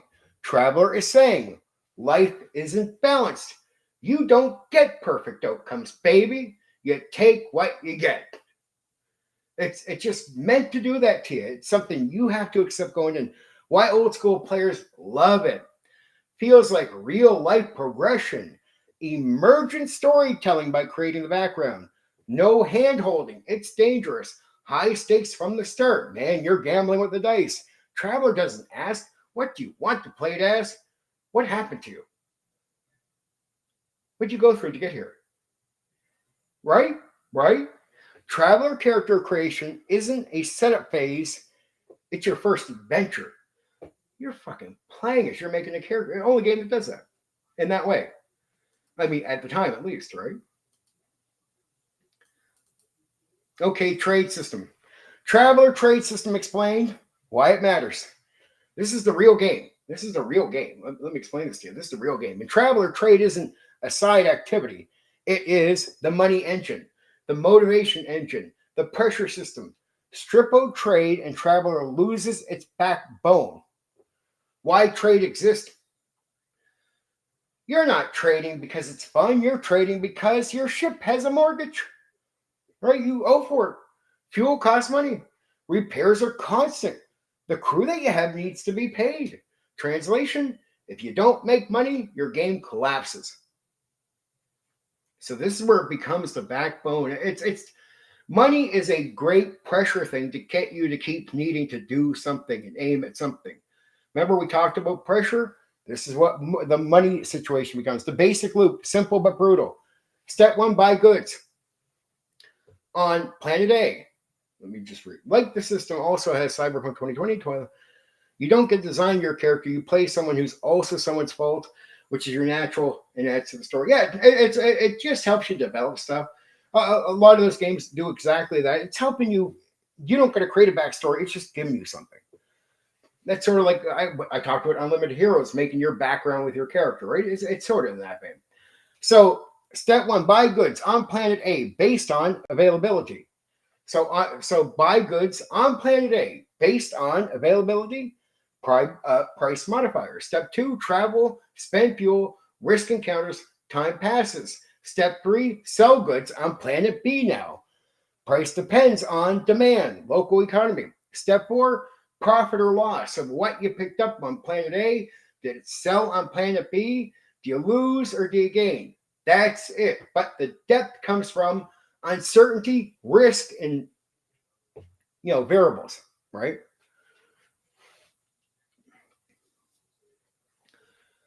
Worlds matter. Every planet has tags like agricultural, and industrial, high tech, low law, rich or poor. These determine what's cheap, what's expensive. Example, agricultural world equals cheap food. Industrial world equals high demand for raw materials. The map itself becomes your trading puzzle. Speculative trade, where players live. Players usually do speculative trading. Buy low, hope to sell high. The risk. Prices are not guaranteed. You could lose money. You are gambling on every jump. You go here, you get the good, you come back. Oh shit, this won't sell. You're fucked. That's what we're talking about, right? The ship changes everything.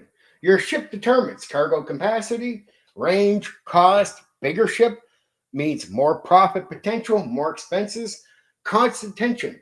We can't afford to keep this thing running. Jesus, baby, it's costing too much money. We got to get a big job. Why this system feels different compared to Dungeons and Dragons? D&D, gold is reward. Traveler, money is survival. Right? Really is. Key difference in D&D, you find money. In Traveler, you risk money to make money. Man, you got to go spend some shit on your ship to go over there and get the thing. It's the last bit of money we have. Should we? Yeah. Risk money to make money. Risk money to make money.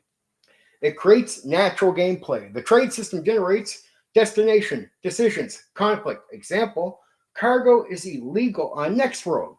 Do you risk selling it anyway? Like the cargo is really good, but on the next world, it's illegal.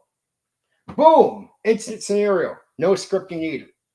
As soon as the pressure comes in, you got to make a decision. But it's the pressure. Now it's there. Boom! Instant scenario. Oh, what the fuck do we do? No planning, no scripted needed. It's all based on what they're doing and consequences. You don't have to write that out. That's already just happening. It forces players' behavior. Because of trade, players move constantly, take risk, interact with the world. Without it, they sit still. Nothing happens. Trade keeps the game alive. It creates emergent stories. You don't need to write plots. The system gives you bad deals, desperate choices, risky jobs. Example, flow. Best trade equals low funds. Take shady job equals legal trouble. Escape, now you're hunted. That's a full session with zero prep. No prep. It's not about being lazy. The job you're doing as a referee, that's the difference here. That's the work, being right, building the trust, getting the consequences right. So you are working, you just don't prep in the same way because the game doesn't require the prep. It requires a tiny bit to set up the scene, put the NPCs in, and then you let the players go. Why some players hate it? Let's be real. Complaints. It's bookkeeping. It's not exciting. I just want to adventure. What they're really saying is they want a different type of game. That's true. Why others love it. Feels real. Every decision matters. Success feels earned. Big appeal. You're playing the system. not just a character. The hidden design genius. The trade system does three things at once. Drives movement. So one, drives movement. Players must travel. Two, creates risk. No guaranteed outcomes. Three, generates content. Situation emerge naturally. It replaces the need for traditional adventuring. What happens if you ignore it? If a referee removes or weakens trade, no pressure, no urgency, no reason to move. Result, the game stalls out fast. The brutal truth, Traveler isn't about making money. It's about what you're willing to risk to survive. In Traveler, the trade system isn't a mechanic. It's the reason the game moves at all. Trade system is so fucking valuable.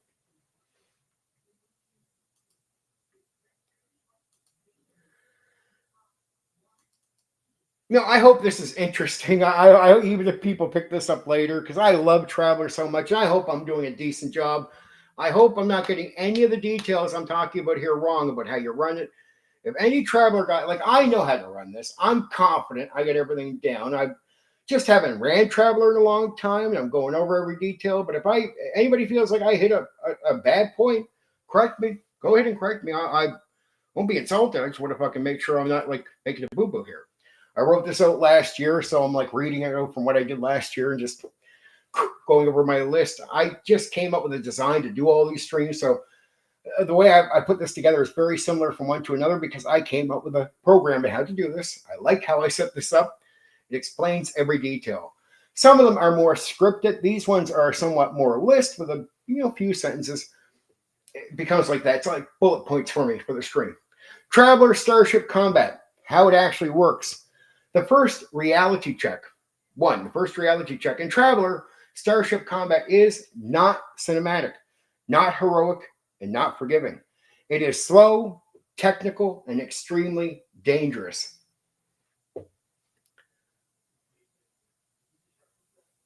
You just have to, you'd have to rewind. It's not a previous video. It's just you came in after I've already done several areas.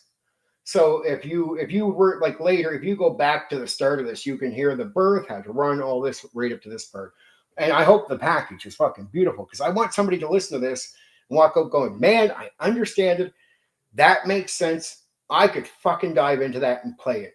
And if you can get past a little bit of saying and you can enjoy as a game master performing and maybe even taking a break off your responsibilities as a DM for a Dungeons and Dragons game, this is a great way to take a break and just have the fun of seeing how the random plays out. It is fucking exciting. It's fucking exciting to watch players on the fucking edge. As a game master, it's fun, right? To put pressure on players. Not like you're trying to create something. It's just the reaction. The reaction from the world is going to put pressure on them. So it is fun to watch how they go through it. So again, Traveler Starship Combat. How it actually works. First reality check in Traveler Starship Combat is, again, non-cinematic, not heroic, not forgiving. It is slow, technical, and extremely dangerous. This is not Star Wars. Let's kill the expectation early, right away. No dogfighting, acrobatics. No endless laser exchanges. No main character survival. Traveler space combat is closer to naval warfare, submarine combat, long-range engagements. Remember, this guy comes from wargaming. You're managing a machine, not piloting a hero moment. The ship is a system, not a character. Your ship has power allocations, weapon systems, defenses, crew roles. It's not I attack, it's what is each crew member doing this round? Are they making sure to hold up defenses? Are we fucking going down? What are we doing here? It's just a variety of things that are happening. Crew roles. Every player has a job. Pilot equals maneuvering. Gunner equals firing weapons. Engineer equals managing power and repairs. Captain equals making decisions. This creates team-based gameplay instead of solo spotlight. Thank you, Craig. I'm glad you guys are enjoying this. I just want to sell this because I know Craig loves it. Right? I could tell Philo's into it. I fucking love the thing. I ran this for years and I would not want to there's so many new school people that tell me they don't know what this game is and they've never tried it. I'm like,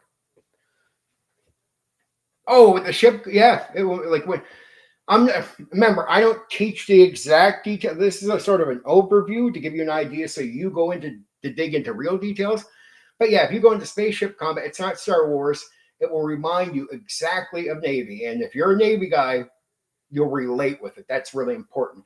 If you're like if you listen to the whole stream, you're like, I like that concept he's saying, the way you play it, then this actually you'll love it. If you like the gameplay, fucking you're in.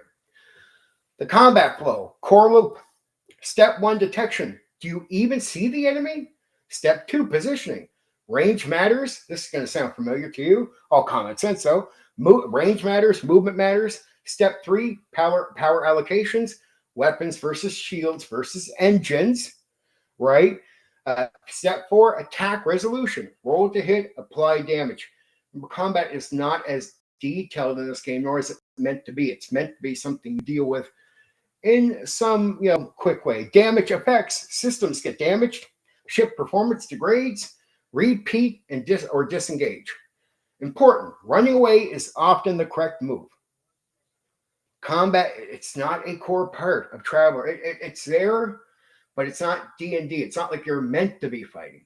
Fighting is just dangerous and can happen, but it's one of the many things. Like, should you run down this thing and do this? It's as random as everything else. That's all. So it's meant to be just so dangerous that you could die easily. 6, damage is a system-based, not just HP. So it's system-based, not just HP. Unlike simple health pools, weapons can be disabled. Engines can fail. Life support can go down. This creates cascading problems. Critical decisions. A Navy guy is going to understand all this type of fucking language. It's not going to not make sense to you, Philo. So this won't intimidate you when you read through the real details of the game, right? You're not losing HP. You're losing functionality. This is where it goes away from Star Wars and really acts like the submarine can take some damage. It's slowing down. Water's coming. Like it's like real Navy instead of Star Wars. That's the approach with this, right? Combat is short, as I said, and decisive.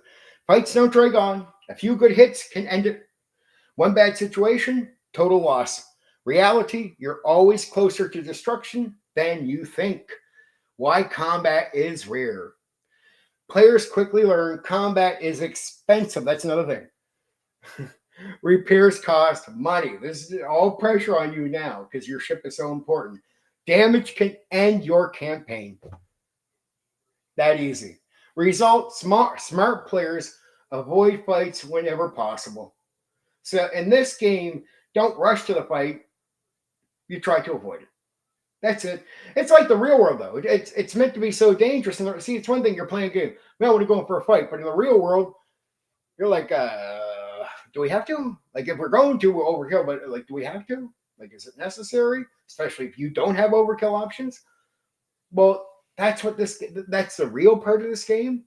The combat's more like real world. It's like, oh shit, we should get going. Like, because it is risking your life, and it's that easy to die. It's not like a normal role-playing game. The economy ties into combat. Every battle risk, cargo loss for trade, ship damage, financial ruin from all the things you got to pay for this. This connects directly to the trade system. Survival pressure. Fighting is not just dangerous, it's financially stupid most of the time. Like, once you understand how important, like, you need to maintain the ship for trade and surviving, you start thinking to yourself, fuck, it's not wise going into this shit. It's fucking stupid. The referee's role in combat. You are not staging epic battles. You are enforcing systems, tracking outcomes. Your job, keep it fair, is the referee role in combat. So you are not staging epic battles. That's not at all. You are enforcing systems, tracking outcomes. So all you're doing is applying realism. That's what you do as a referee in this game. Your job, keep it fair, keep it consistent. Don't save the players. You never do that in this game. as I went over many times, it's all about just allowing things to happen. The world, it's like walking in nature. If you're bleeding to death, the woods doesn't hate you, but it's not going to like patch you up. Like you're just going to fall down and die, right? Like the tree isn't going like, hey man, I don't fucking like you. I'm not helping you up. That's not happening. You're just going to fucking die in the middle of the woods. That's sort of what this game is like. It just doesn't pretend. It's not up to the game master to save you. It has to let nature take its course. That's the point, right? The DM or the game master referee has to go, all right, dude, shit, I'm sorry. I mean, that's the realistic outcome. Here's your situation. Well, that sucks, man. Yeah, it does. I don't disagree, but that's part of the challenge of the game. This is the danger. Don't say players. Why some players don't like it? Complaints. It's too technical. It's too slow. It's not exciting. Translation, they expect it. Cinematic space opera. This is not Star Wars. So this is social contract communication with your players. Make sure they just understand all this stuff. See, if they go in and you hear complaints like that, in my opinion, you haven't explained this to them. I've never had these complaints, but I have heard people tell me they've had them. But I think I've avoided complaints by one simple way. I've explained it to players clearly. So, pretty simple, straightforward. Why others love it, this is the counter, feels grounded, tactical decision-making matters, every action has weight, appeal. It feels like real command under pressure. You're a Navy guy. It's that type of real danger that you feel like, holy fuck. Like, if you're into it, if you're enjoying it, you let yourself dive into it, you'll feel like, holy fuck, right? It's a good thing because it feels that in that real way if you let it just play it out. Traveler versus D&D combat. Dungeons and Dragons, frequent, balanced, designed to be fun encounters. Traveler, rare, risk-heavy, designed to be avoided. Remember that. Designed to be avoided. What a typical encounter looks like. Detect unknown ship, decide whether to engage it or avoid. Attempt communication or escape. If forced into combat, trade a few volleys, take damage, disengage, or get destroyed. That's it. No drawn out spectacle, just decisions under pressure. Brutal truth. In Traveler, Starship combat isn't the highlight of the game. It's what happens when things go wrong. So if you're in combat, you've already fucked up. It's like, oh shit. It's like you get in combat. It's just not good. It's not meant to be. But it's there. It's just combat can be there. It's just not something you want to be in. If you're not getting into space battles in Traveler, you're not winning.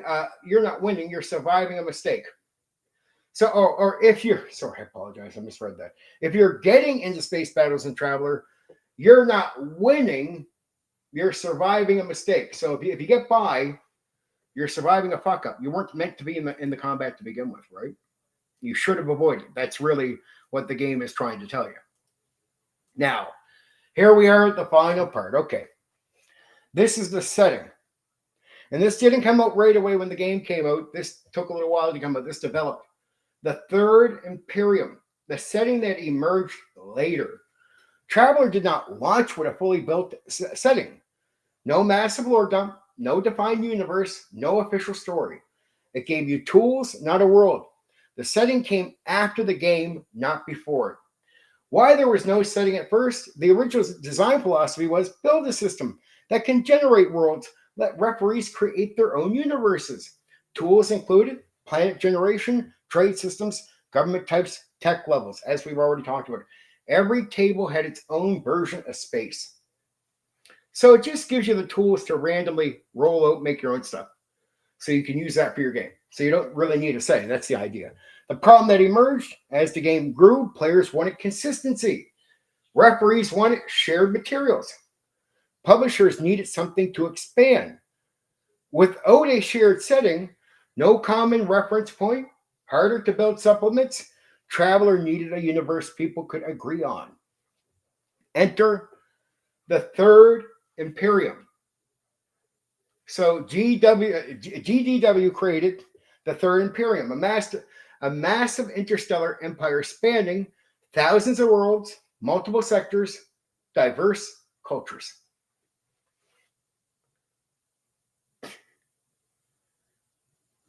Not even Aliens in 77. No, true, they skipped over so many things. Make your own everything. That's pretty much how it works. What the Imperium actually is? The Third Imperium is a feudal style space empire ruled by an emperor, governed through nobles. Key idea: worlds have autonomy, but answer to imperial authority. Think Roman Empire plus feudal politics plus sci-fi. People, as he's saying, not even aliens. The tone of the setting. Unlike flashy sci-fi, the Imperium is bureaucratic, political, slow-moving, realistic. It focuses on trade, uh, diplomacy, local conflict. This is not space fantasy, it's space civilization. Technology level variations. Huge feature. Not all worlds are equal. Some are high tech, some are barely industrial, some are near primitive. This creates massive contrast between worlds, endless gameplay variety. You can go from advanced starports to backwater survival in one jump. It's cover up. I love you guys. Why it fits Traveler perfectly. The Imperium supports the core gameplay, trade routes, economic play, independent worlds, sandbox freedom, political structure, conflict hooks. It doesn't force stories, it enables them. Built from the ground up, important point, personal note I put in there. The setting wasn't written as a novel, it was built through sector maps, world data, supplements over time. This means Imperium feels like a system, not a script. No central plot. There is no main storyline.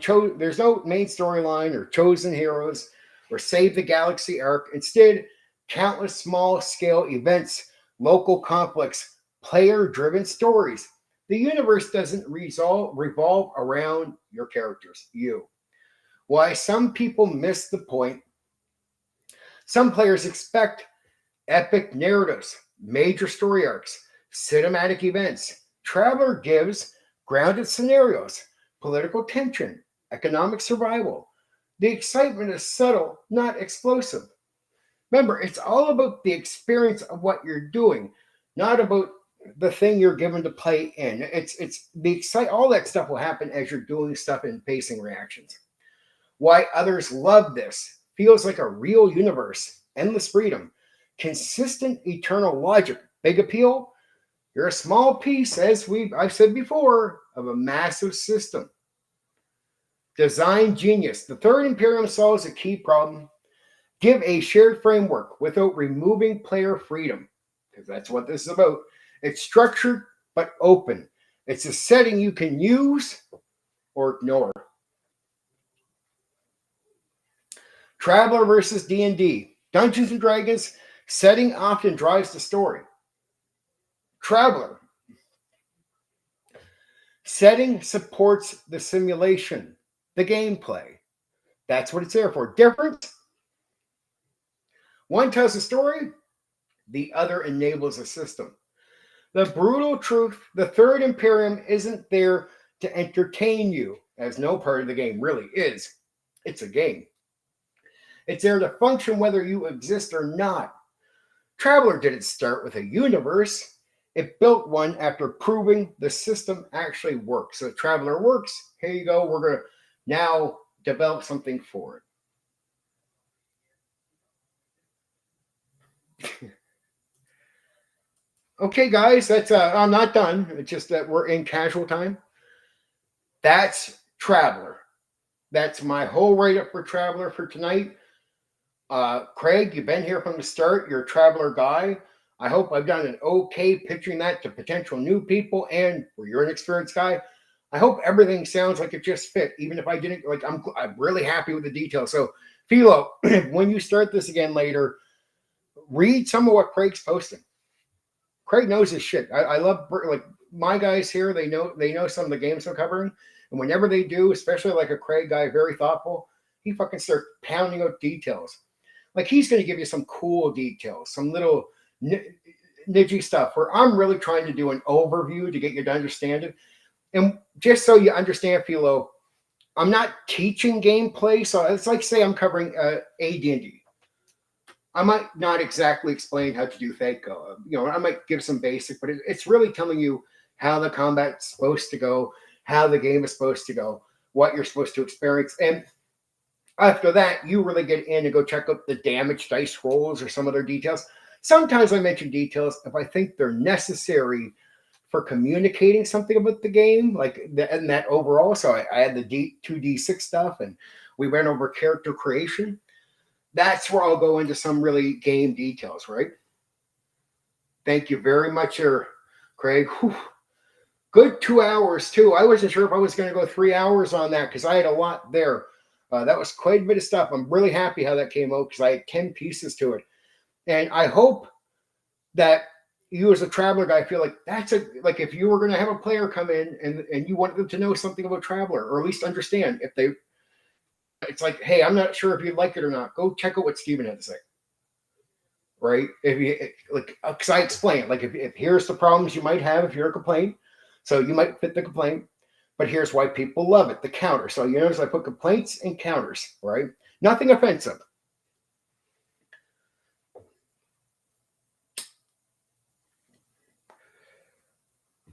Yeah, you want to know what? For some guys I met, for certain types of game masters, this is what Traveler players don't get often. This is why there's such a small community. And I'm just going to be honest. I think Craig would understand this. It's one thing as a player, the game is awesome. You don't have to oversell this to players. It's easy to play. It's actually easy to run. Traveler is not a difficult game, even though a lot of people think it is. They just assume it is. Not at all. Fucking simple as shit. You gotta have some common sense. You gotta have some really performing stuff, but it's not hard. The game master role is the most challenging thing for a lot of guys to get their heads around to enjoy. That's my honest opinion. I talked to too many guys that just don't. They have a hard time sticking to it.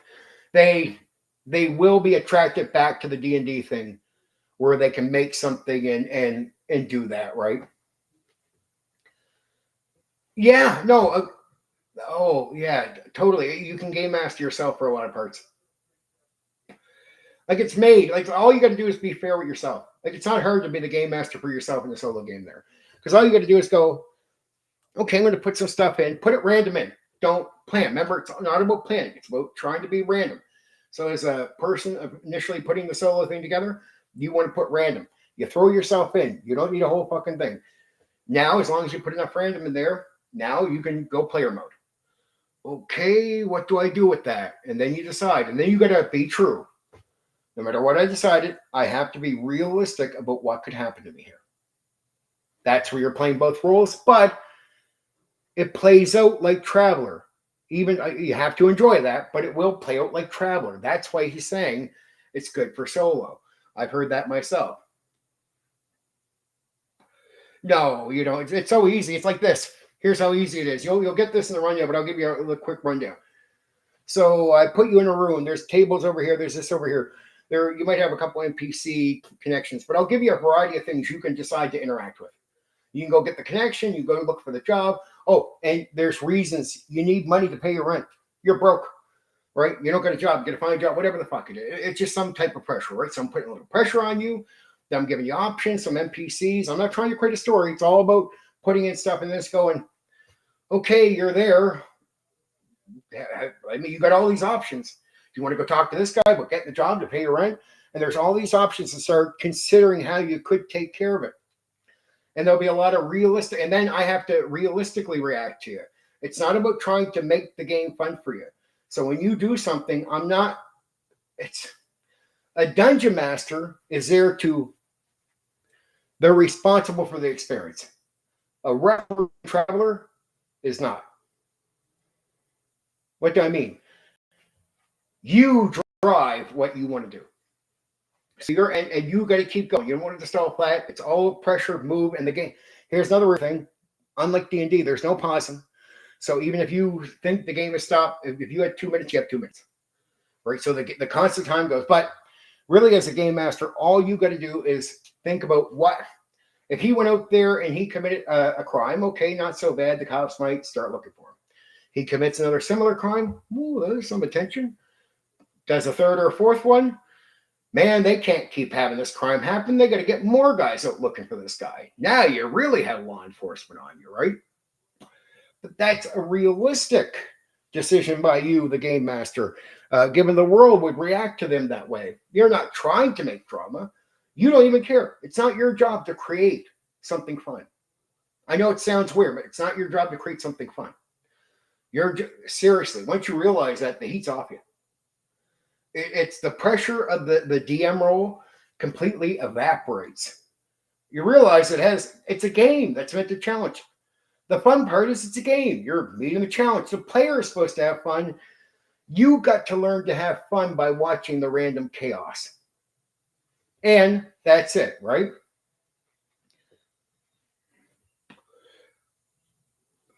Well, yeah, it's all about what the players are doing, and then you get into the mess. Is it good or bad?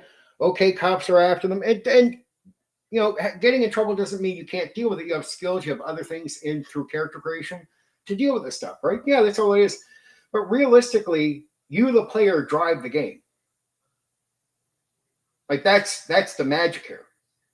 The responsibility to make the game interesting. It's not so much on the game master. They just have to enjoy the outcomes. That's why it can be challenging, because to some guys, just dealing with your outcomes, I guess, for them can be boring. Me, I fucking love it. I love the craziness players have to go through when they make bad decisions, because then they got to recover from it. It's, oh, you got caught doing something, now you got to pay this. Holy fuck. And the game can end really quickly. But it's the player can't really, as long as the player trusts you, here's the nitty gritty, Philo. You have to be consistent with a realistic reaction from the world. Like, you got to ring bells. It got to make sense what's happening to your players. Like, they got to go, yeah, I could see those guys coming to deal with us. Right? Like, oh, yeah, I could see that happening. Once you have that down in a consistent way, just a realistic reaction from the world, then you earn your trust of your players. Once you have the trust and you're doing that, you're good. You won't have no more heat, but it's the players understand it's not your job to make it fun. They drive everything. Your job is not to make it fun. Your job is to be a sort of tool. You need to be the world reacting to them, right? That's what's happening. You need to be the world reacting to them. That is what is happening in a Traveller game. Your job is just not to entertain people. It's a freedom. Again, as a DM, like I like both roles, so I like to entertain. I like to worry about the experience in the D&D game, and that's my job. But if I want to take a break off that, I can come over and go, player, it's on you. I'm just fucking react. I'll do the job really well. But I'm going to actually be, for once, you're going to entertain me. And that's it. Like, for me to enjoy it, that has to happen. Like, because trust me, you'll drive the game master. If they don't enjoy watching you go through the craziness and dealing with the consequences that the world would throw at you through common sense, if they don't enjoy seeing you fucking fuck up, make mistakes, or do good, or whatever, if they don't enjoy some of the random insane stuff going on, it's going to be hard for you to enjoy DMing, because it is really no longer so much heat is off you. All you got to do is, your main goal is the reaction and putting stuff in. So the other part is just making sure you put enough stuff in, not too much. And you go through, when you start off a game, you want to put in a few things to start it, right? You'll develop everything as you go, like, and you want to reuse NPCs that they're getting used to. That good connection. They keep going to see him because he keeps providing information. But the more he provides information, the more you start building the world up. So you never just build a world right away. You build like a small sector, and then you develop the world. And the story, like a lot of old school games, the story emerges. You don't create it. The story is emerging from what they're doing in all the, like, oh, he went there, he met this guy, he met this guy. And at one point, if you survive long enough, there's a fucking story emerging from that whole thing. But it's not meant to be created. Your job is not to make the fight great or to make the scene great. Your job is to give interesting options. That is part of your job. But then once you go, okay, I put some NPCs over here, you communicate some stuff before the scene starts, you throw them in, you go. And then the game just runs itself. It's very little prep beyond just setting them up with the stuff, that the bit of prep that you have. You start developing the world more through their actions. They got to get out and meet more people. Well, you might need to create a new NPC. But that's all about developing the thing, right? So, like, once you get in there, you just realize the work is in the performance and the play more than writing it out pre-prep. So it's a lot quicker at jumping in, and then you got to enjoy again as a game master. You're not playing, so it's not happening to you. You're just the guy being consistent. You're just doing a job. You are working a bit. So my enjoyment personally, where I find Traveler fun for me, it's watching the players' reaction to the consequences and how they deal with it, good or bad. And you don't say players. You let them walk into the flames if they walk into it. You don't force it on them. So that's another thing. Don't force things on your players as a Traveler referee. Your job is to always give options when there's even danger. So even if there's danger, again, as I said earlier in the stream, it could be like a group of guys across the street. Now, if you do go over around them, likely they will try to fight you. So that's a fight. What I would not do is have you walking out of a place and they're right there and you got to fight. That's forcing you, right? What you want to do as a referee is everything becomes option, pressure. They see the guys across the street. We're going the other way. Avoid fight. And that option needs to somewhat be in there. You don't want to force things on them. It's not like D&D, roll for initiative. It's not like a quick Russian. But here's the thing. When they make the stupid step, yeah, I'll cross the street over to them. Once they get over, fight time. See, once they make the stupid decision, those guys would likely fight them, probably going to fight. Now the heat is on them. But that was their choice, not you forcing it on them. Their choice to cross the street instead of walk the other way. So it's all about giving choices, letting players make the choice they want, and then you make them face consequences, good or bad, for their choice. Pretty simple. It's like you might offer a couple of jobs where it's like, oh, you can get this job or you can get this job. Now, in your head, you think to yourself, this other job over here would be bad. Right? If they go for that, they're going to lose money. Like, it's just not going to work out. You put this other job up, they take this one, it's going to make the money. And you give every hint you can, every realistic hint you can, that the job with the better money is obvious. And you even give hints like the informant might be going, I don't know, you might not really make much money doing that job. But for whatever reason, no matter how you've done that, and you've at least made the hints clear, the player goes, yeah, I'll go for that job anyway. Don't be a dungeon master. Don't say, are you sure? That's not just understand that is not your job at all to make it better. You are not responsible for anything like in that way. Okay, you're going to go for the bad job. All right, sure, yeah. You're not going to say it that way, but you know what I mean? Like, you just, yeah, sure, you can go for that job. And they're going to have to deal with what it's like to lose money or not make as much money as they need. Well, you're short on money, dude, but you owe that guy money. Well, for fuck's sakes, what do I do? Well, you still, again, it's all about creating options. So if there's not enough options in there, start putting some new options in, chances, opportunities. But it's all about putting random options down and then letting players decide how they deal with them. And anytime there just seems to not be options, you try your best to start adding options. Again, you're not trying to feed them to make sure they're okay. You're just trying to at least give them opportunities for them to either do good or be stupid. Right? Once you know that's all your job is, it's not hard. And it really is common sense. So if you have common sense about how a world would react, like they wouldn't want that thing, or yeah, that person wouldn't fucking put up with that, or oh, you think you keep going outside dressed in a certain way, you don't think your neighbor's going to report you sooner or later? Like, just think you keep going by a neighbor, and you're telling the players are going by this person. This person seems to be giving them an odd look, and you make it clear they're giving you what the fuck, right? Because you guys keep going dressed up as fucking mercenaries around like some normal community area. What are you doing? You're going off to rob a place. That's why you're fucking dressed the way you are. Yeah, it looks like it's suspicious. Good chance you come home that night after the third time, and you're from a distance, you're going to see that there's already lights at your place, at your ship, law enforcement. Now, what the fuck do you do? Now, of course, you don't just, again, it's not just on the players, but now they see law enforcement has been called. And you've given hints that if they keep carelessly walking by this neighbor looking like this, the neighbor's going to go, hey, I think something's fucking up here. Right? So you just got to be realistic. That's all. You're not trying to cheat. This is not you for them or against them. Your job is to go, what do I think would be realistic? And then that has to make sense to the players for them to trust you. Really important. So it's never about trying to make it epic. You're not trying to make a good fight. You're not trying to make anything fun. That's not even your job. The fun part is for the players playing and being active. Your job is to simply do the job.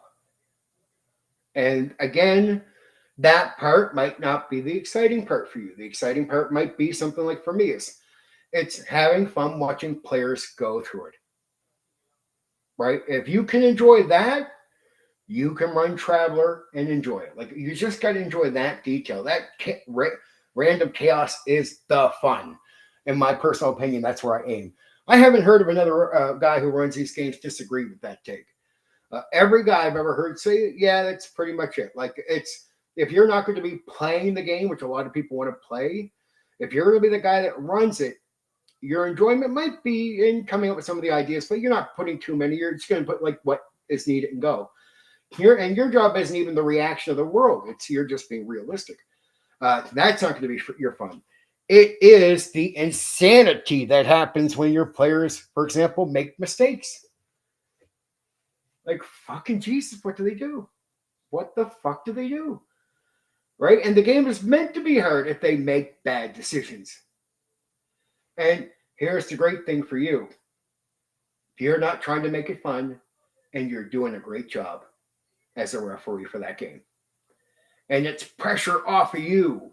See, as a dungeon master, it is your responsibility to try to make that fun. You hope players work with you. A good team makes the whole thing fun together, right?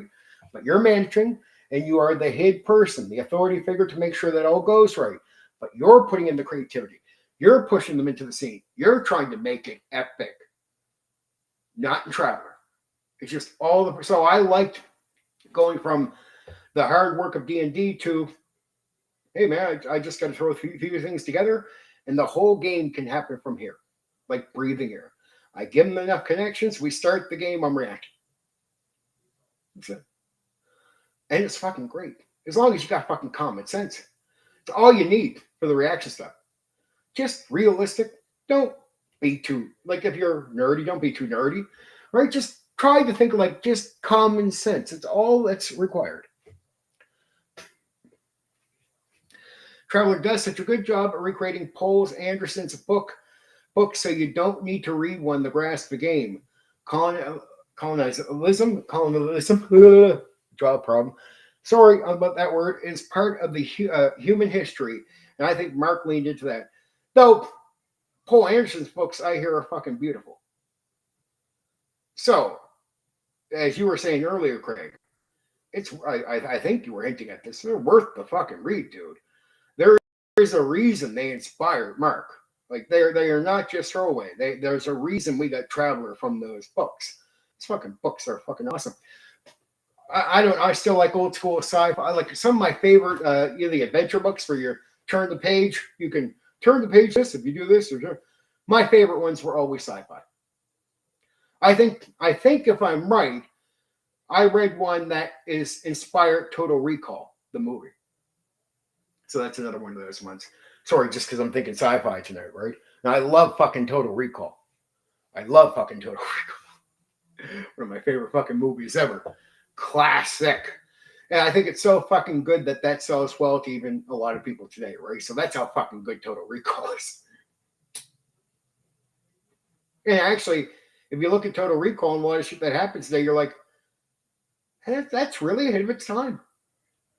Like it's future there, but it almost gets some of the stuff you see going on. Just we don't got Mars. But Paul Anderson's book that led to that, so I've heard. I won't lie. I haven't read all of them. I skimmed a lot of that stuff. But Philo agreed. Total fucking Recall is a fucking classic, awesome. It's one of those movies you could just go back to, and they don't make movies like that much anymore. Do you know what I mean by that? Like, how many movies do you just can keep go back and watching? Very few. That's why I think Total Recall is fucking beautiful. I mean, you can go back and watch and enjoy it. Oh, I seen that scene. Oh, doesn't matter.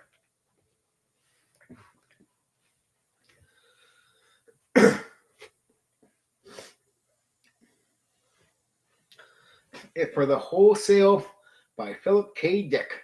Mm-hmm. It's one of those movies where, for once, Arnold Schwarzenegger seemed like a character rather than Arnold Schwarzenegger. If you can appreciate what I mean by that, it's just a lot of movies. It's Arnold being funny. It's Arnold in the teacher show, right? In the teacher kindergarten cop. In Total Recall, you finally feel like you got a character. That's what I like. It's one of these rare things. It's so fucking well done. It's the one time where I went, that's a character. That's not Arnold Schwarzenegger. Like, I can start buying the character. And it's hard to get him a character role where you don't just think just Arnold all the time, right? Starship Troopers. I love fucking Starship Troopers. Glory, I haven't watched like multiple times. Matrix, I watched a few times. I'm not as hooked, but I love Total Recall and Starship Troopers.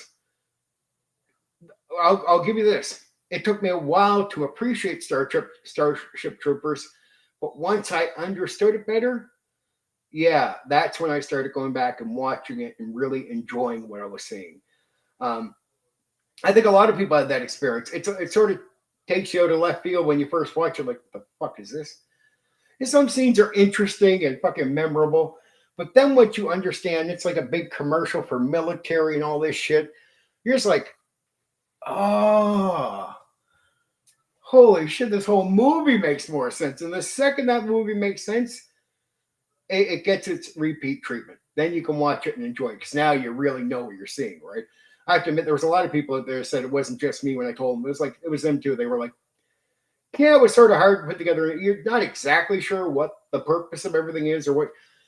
But once you finally figure it out, it's like this big propaganda piece for military. It's like, yes, beautiful. Space Bugs, Steve Kennedy, fucking beautiful things. I love the whole things. I don't know if the games were any good. I don't know if this is connected, but I watched a bit of it. I'm pretty sure it is. I'm studying now, getting ready to do all my work on the Starship Troopers war game. When I say war game, you guys know I'm doing tabletop role-playing games, but I'm also covering war games like Warhammer, right? 40K, which Craig has been giving me some advice on for what I should get for that. I'm going to take your advice on that, Craig. Everything you were telling me, especially I'm looking into that stuff. But I'm checking out Starship Troopers. Just on the front of it, is that all connected? I don't know. If anybody knows, that'd be nice to know.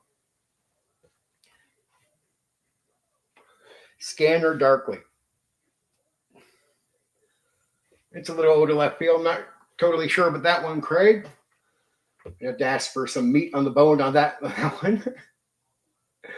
But yeah. Doing pretty good. I really hope you guys enjoyed tonight. WFRP. Oh yeah, the checking out the old game and get to the role play thing. Yes. Here's something I'm going to toss at you guys.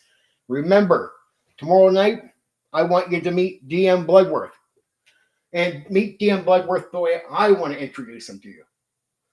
He could talk about a lot of random things, but I got good questions to really center. He's talked a lot about gaming over the years, and there's a lot of stuff he hasn't said in a long time, but I know it's not uncomfortable for him. These are going to be topics where it's meat on the bone for him to go on about, and we can hear some great stuff. And you're going to hear some stuff I don't agree with, and I'm not going to debate him.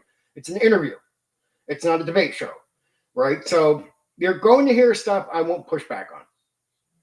You're going to know my Craig, Steven, you know my fucking content. Philo, you're getting to know my content. You know my opinions. This guy has different opinions, and you're going to appreciate that it's an interview and not us having a fucking bickering, fight or argument. So I'm not going to push back on things. It's him to sell what he believes. And I'm going to let him sell it whatever way he wants. That's what the interview is. I don't sabotage people when they come on. I promise them. The whole point of coming on is an interview to spotlight you, not to debate you, not to win an argument. It's not the gimmick. Doesn't mean that couldn't happen on another night, but that's not what the stream is about. And I owe him. He gave me a great interview. I said a lot of things that he's iffy on. You didn't push back too hard, and you let me have my say. I can't ask for something better than that, and I need to return the fucking favor, right? I need to return it big time because he did it for me. I'm a classic guy, and I don't want to make people look stupid. That's not the point. It's all about making, like, every time I bring one of these guys on, it's to tell the next guy, look at how I treated this guy. You can trust me. No matter what grief, even if you heard me debating him in a fucking comment thing or something before the interview, doesn't fucking matter. Come interview time, I am safe. You can trust me. And I want everybody out there, no matter how fucking deep our history is, if I agree to do an interview with someone, I want the guy who thinks I hate his fucking guts, if he comes on my interview, he knows for damn sure. And I really want everyone to believe this. So no matter what grief I have with people, if I invite you here for an interview and I bring you on, it is spotlighting you. It is to make you look good. It is not whatsoever to make you look stupid. It's to let you talk and get your fucking thoughts out there and give it a good rip with me supporting you with questions to dig to help you think. OSR Con 2026, Stephen Kennedy. I heard about that. Maybe I heard about that. And Craig, not until the annual May Day Traveler Festival, but still enough time to get some rules and participate. Ooh. You know, I'd love to run something online, but I have such a hard time recruiting because of my reputation that it's sad. I think that's really sad because I'm really a good game master. I have shitloads of experience. I'm the real deal. Ran online. Very good. Very, very fucking good.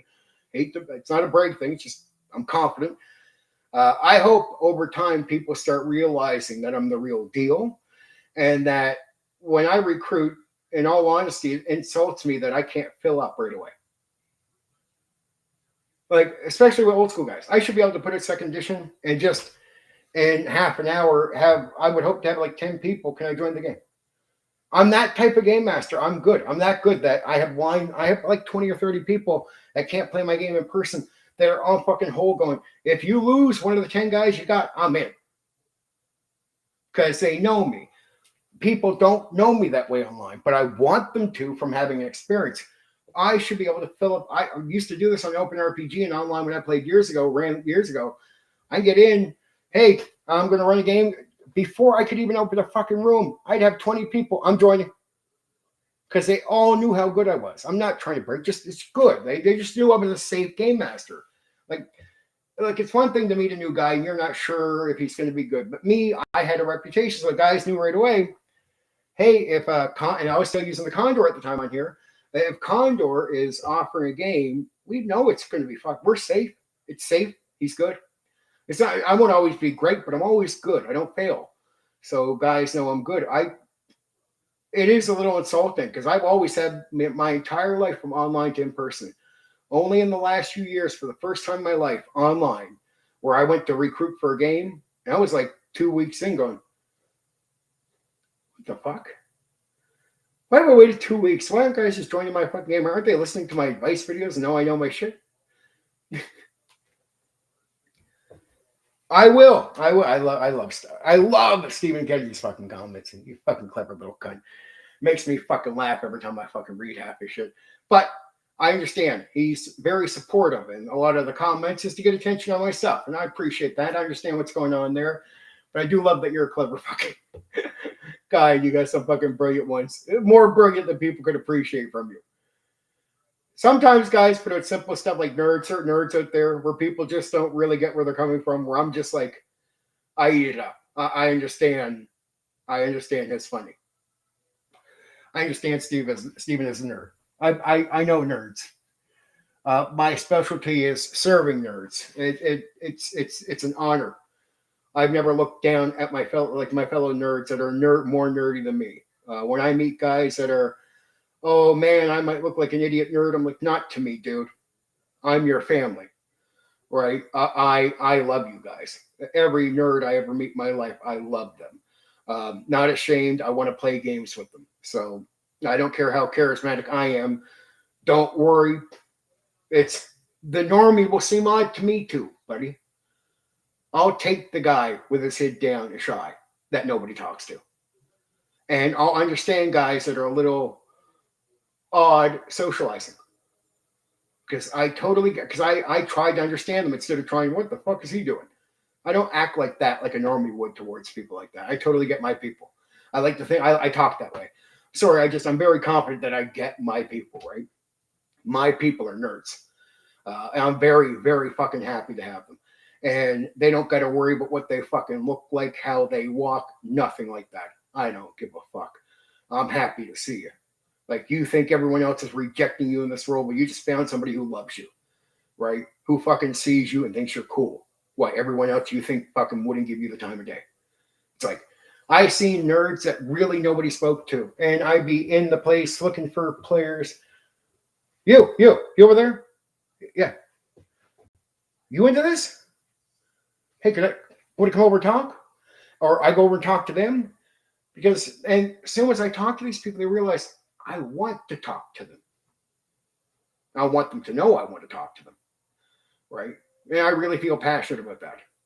I always make sure I understand the hobby that I'm in. I understand who I'm serving as a game master. And if I can't be happy serving them, what the fuck am I doing here, right? So if there's any connection problems coming up, might be I see a little warning. Oh, see, Philo, here's what's weird. I come from a military community first, so I had non-nerds. So I started off with non-nerds. It's when I get to the civilian world that I realized we do have a shitload of nerds, right? We do. We really do. And it could even be weird mixing some groups. But the military guys are just exactly what you say. There's some nerds amongst them, but they're confident nerds. They're not like your civilian nerds. But man, when you step into military world, which I had to, I played with military for so long. And then when I went from military to civilian is where you meet you meet the real deal nerd. You meet people that there's barely any gaming. I remember needing to create gaming communities, start getting people talking, get game masters in there. Next thing you know, we have places where we could play with multiple tables, and it went from nobody there. I showed up by myself, start talking to people that are around their nerds, get another game master to come down because I can find enough people. I establish a table for him myself, and I'll bring another guy down. Can we find some more people? And I turn fucking places into gaming areas, right? And guys always appreciate that I was fucking out there like that. They were like, Steven, you'll talk to anyone. I was like, fucking rights, I'll talk to anyone, right? And I appreciate all the normies and the military guys. And military guys are always the best because, well, look, put it this way. I always prefer when I'm dealing with military guys to either deal with the guys, like get a guy I know it's cool, that is in service of the mentally understands, hey, I'm top dog. That's cool. You respect that. I like usually gaming with groups of military guys. So I know if one gets out of hand, 100% of the time in my experience, I don't get to do shit. I get an attitude. He gets cursed out by the players, by the other military players. Stop fucking talking like that. That's the game master. I love that shit. I was spoiled. Absolutely spoiled. Guys that are pretty hardcore in attitude would try to give me some harsh response. Took a minute. The guys were like, that's a fucking game master. Watch your mouth. Because I'm civilian family. So my family were Navy. Just like I'm born and raised on the Navy base, right? Astonishing swordsmen and sorcerers.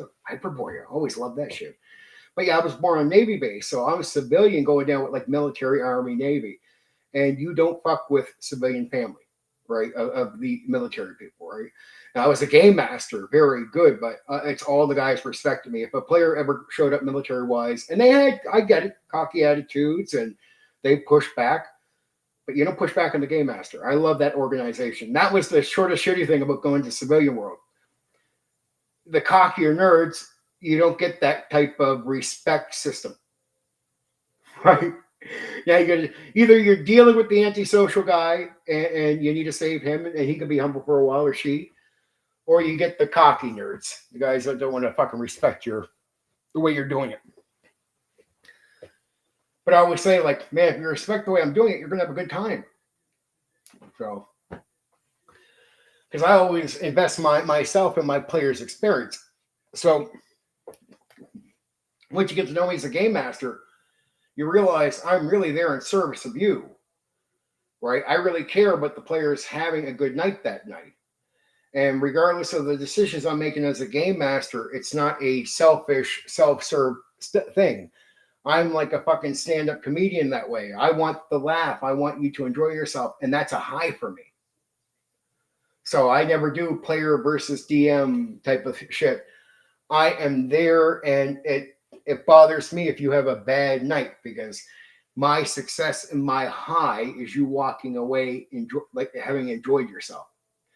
So I tell players, no matter how things seem, don't be too picky, or at least understand my goal is not selfish. It is for you.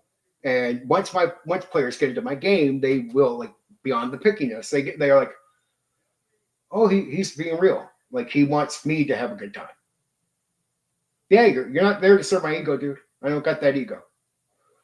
I try to be very humble, because there's so many people that can be in the hobby without humble, that are very shallow, can be very heartless. And I've met it 1,000 times, especially with insecure nerds. Fellow nerds can be insecure, and they can get egos. The military guys are a lot better.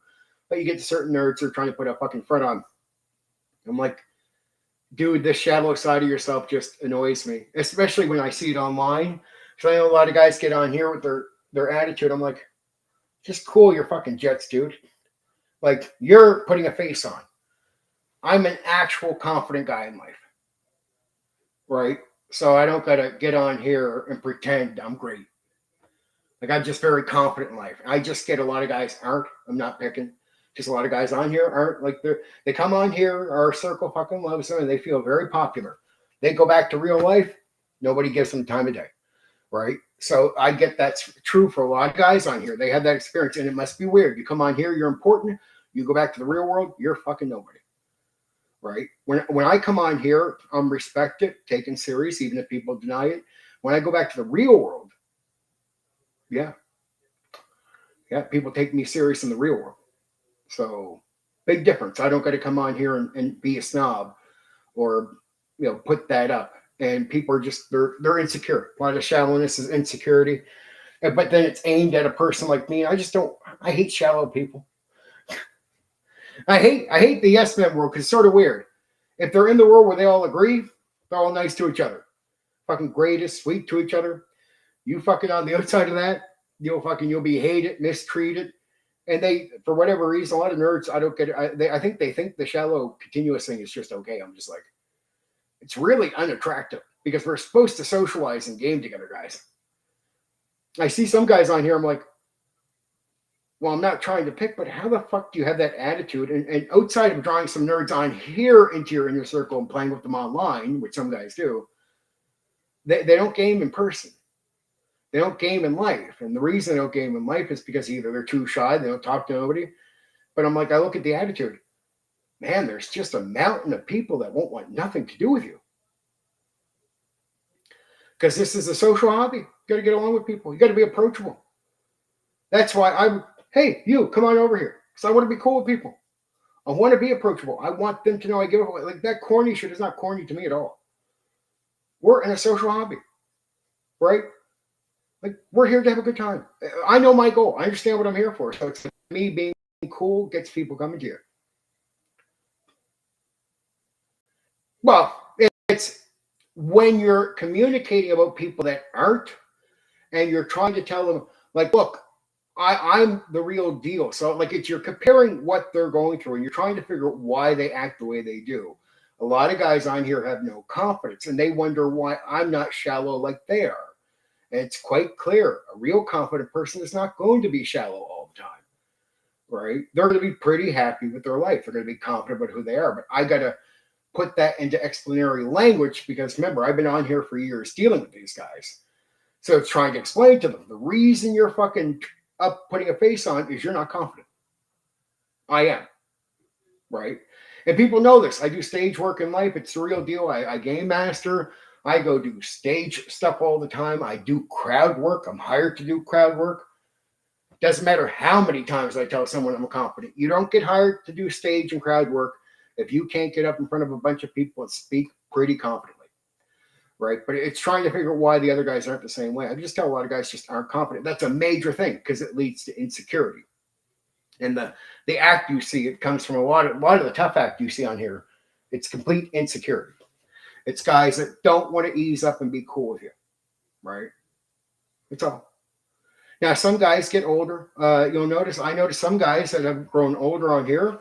They go from, if you go back 4 or 5 years ago, you see this big attitude from them, right? But in their older age, a little bit more relaxation comes from them. And that's when you get guys that might have been nerds in life, might not be the super confident guys, but they grow their confidence over time, right? So that changes. And you can see it. That's when you know. So confidence tells you a lot. And it's not about people telling you confidence. It's about people telling you they're great. If I keep going around like I'm the fucking best, I'm one of the fucking, if I say that all the time, I'm probably full of shit. That's it. Unless I'm willing to just constantly get out and do the thing and then say it. That's usually not going to happen that way. So usually when you hear guys going, I'm the best, like I'll say guys, I can run around them, but sometimes that's their language, right? That's the only way they understand. You got to talk with ego to some guys here. Because if guys hear soft language, they don't listen to you. Oh, that's all it is. That's a lot of what it is. It's a shame because it gets in the way. I wish they knew to put the face down, man. I'm not a fucking eek. I don't get the big hit. Cool your fucking jets. I'm cool. And like, look, I tell people I could be a monster, right? So if you piss me off, there's no doubt you can see my worst side. It exists. I think people have seen it already plenty of times. I don't hide it. I'm not always proud of it or happy about it, but fuck, I could verbally rip anybody's head off. No fucking problem. Anybody try me live, I have a history of fucking ripping people's heads off. I don't care if they're fucking who they're from. I mean, I racked people up, military, in person as a game master, up one side, down the other. Trust me, they fucking listen. Everybody fucking listens. I have no problem being an old TSR authority DM, and I've done it on here too. And guys know they fuck with me. That's why I'll get guys have 10,000 subs, or they'll say shit about me. And I'm not trying to be too cocky about this, but I have a history and people have seen it. Guys could do several streams on me talking shit. I go, okay, all right, let me do a 5-minute video. This guy won't talk about me for a month. I guarantee it. I will fucking get on. I will fucking verbally fucking end that cunt for about a month before he gets cocky enough. See, if I shut up long enough, he'll get comfortable enough talking to him. But it's like, dude, I'm going to rip you apart pretty bad, and you're not going to want to hear me react to you again. Because it's like, imagine if you go after weak people, and when you attack them on your stream, like a guy named Scott, he can barely respond to you. So you can bully him almost and make fun of him. You can't bully me because I can make you look stupid, right? Some people, I've taken guys with almost 10K, like Pundit, RPG Pundit. There's a guy, talked a little shit about me. I put a fucking 5-minute video up about him. That cunt shuts up for a long time. Doesn't say a fucking word after that. Not a problem. Other guys with almost 10K subs, same thing. Open your fucking mouth about me, boy. I'm not a fucking loser. I'm a better shit talker than you. You don't want to play that game with me, right? Really, I just warn people that can't handle it. Some guys I think I respect a little bit more to handle themselves. A guy would be like, but it's because he can handle himself. I figure he's confident. We wouldn't have that clash. Max Leal, probably one of the guys. One of the first recent interviews I brought on, where I think he can handle himself, but I think that's why he's not the type of guy who would have a clash with me. It takes fakes, guys that are putting an act on. I'm like, look, it's your nerd. Certain people out there, I get they're nerds and they get fucking smoke blown up their ass and they get a big falling from their fellow nerds. And I'm like, dude, just remember, in real life, you're a nerd. Nobody. Not picking on you, but if somebody yelled at you, you'd hide in a corner. So you might get on and pick on a guy named Scott, and he might be another nerd like you. When you pick on him and laugh at him, he gets into a corner and doesn't like it. I'm the type of guy, talk shit, get hit. Want to open your fucking mouth about me? I don't care if you have 10K sub. I'll do 1 or 2 videos on you. And I'll have people going to your stream going, no, man, it's okay. You don't get a bitch voice. You're okay. Like, patting you on the back to make you feel better. Because the guy with less than 1,000 subs has responded to you, and it hasn't went well. And you need your fucking audience to come, oh, it's okay, dude. You're okay. You're okay. Don't let the bully make you feel bad. And I'm the bully with less than 1,000 subs because in the real world, I'm here, he's here. It's nice that he has a nerd crowd on here so he can, his hit goes up. But I'm like, I warn people, like, just don't get the audience in your fucking head. Don't think you're somebody you're not, dude. You're not that person. You can't shit talk me. I don't care if you got 10K sub. I'm a fucking not a pushover. You open your fucking mouth about me, boy, and I fucking react to you, you'll fucking go squirming in the fucking corner. I'll put you in your fucking place. No fucking problem. Any fucking day of the goddamn week. Don't care. That's it. You've done being learned, boy. And there's guys that's completely proven on here. They have almost 10K sub. They do several streams on me. Their own audience has seen it. I'm not trying to brag. People know I do this to people. I've actually done it. People know about it fucking live. I've had to be nice to the guy with the big following. I was so abusive to one guy with almost 10K sub. I just had to go, all right, dude, I'm fucked. Now I'm bullying the guy. No wonder he keeps putting me in his opening, right? Because I'm just pissing this guy. I'm upsetting this guy. I know I am. It's like, no wonder he's not going to let this go so easy, but I get fucking pissed off. Like, you did 10. Okay, I'll fucking... It's like one guy named Hunter there. I won't say his fucking YouTube name because I don't want no bad attention coming on to him. But the guy went around to a few chats and streams and he keep making these fucking remarks trying to fucking degrade me. And I'm like, okay, first couple, because I'm a public person, so I have a rule. Public person means you have the right to talk your shit about me the first so many times. I think I deserve it as I put myself out here. You have the right to criticize, hate me, talk shit about me. And I will not react because you have the right to talk your shit. I'm a public person. I have the nerve to put myself out here. You have the right to fucking say your fucking piece about me. And you can do that several times, but you go too far and then you find out you're just a nerd. I'm not hating on you, but I don't care how many, 3,000, 4,000, 5,000, you're just a fucking nerd. I'm not like you, right? And in real life, it would be all reversed, but in real life here, it's still the same. It's not like it doesn't matter that they have thousands. If I talk shit back to him, he can't handle it because I can verbally bully him. And I know I can. Yeah. I don't want to fucking just target him, but I mean, he's still putting me up in his fucking opening. And I still bully the shit out of him. Not now, not recently, but the bitch voice thing. That's the thing I bring up because he knows. And he put lies about me, so he's never backed off. The lies are still up, so I don't always feel bad when I put it this detail. I did 3 videos going, hey, bitch voice, saying he had a bitch voice.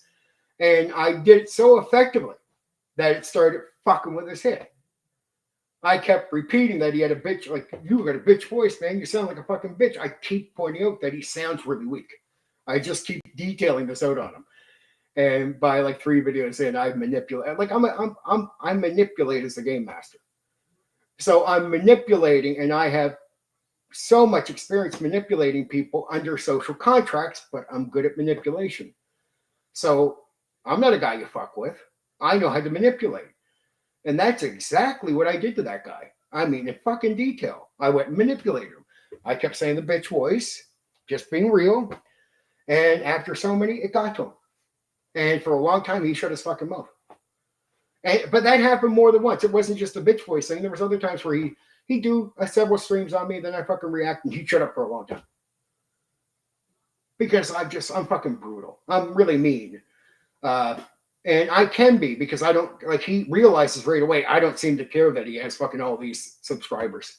Like, I'm not like a normal nerd, dude. I'm not tricked by you having nerds following you. Because we looked at your crowd of nerds, certain guys out there, I wouldn't see people that I'd be impressed with. I'd be like, all right, you have a bunch of those people following you. Okay. You think you really want to verbally tangle with me, kid? Like I'm a cocky, confident son of a bitch. I could have a 0 on here. It's still fucking verbally spank them, no problem. So if you're not the real deal, don't let the crowd blow your head up to make you think you're somebody you're not. Because then you'll meet the real deal, a real fucking shit talking person who really does that in real life in here. And it's if you can't shit talk like I can, man, it's not good. Don't give me your weak shit. Because I'll fucking like that might work on Scott Garibay. Scott Garibay is a nerd you can push over. He gets a little mad, somebody says something, he cries. I'm like, dude, I'm not him. I'm old school, and I'm not your normal nerd. So let's be real about this. And I just hope, I would hope he can keep me in his opening. I'll leave him alone. But if he keeps shit talking, we'll have another round at one point. That's how it goes. And he knows. So if he wants to do several streams on me, go ahead. I'll even let him get away with a couple right now. Like, no problem. I'll let him get away with a couple.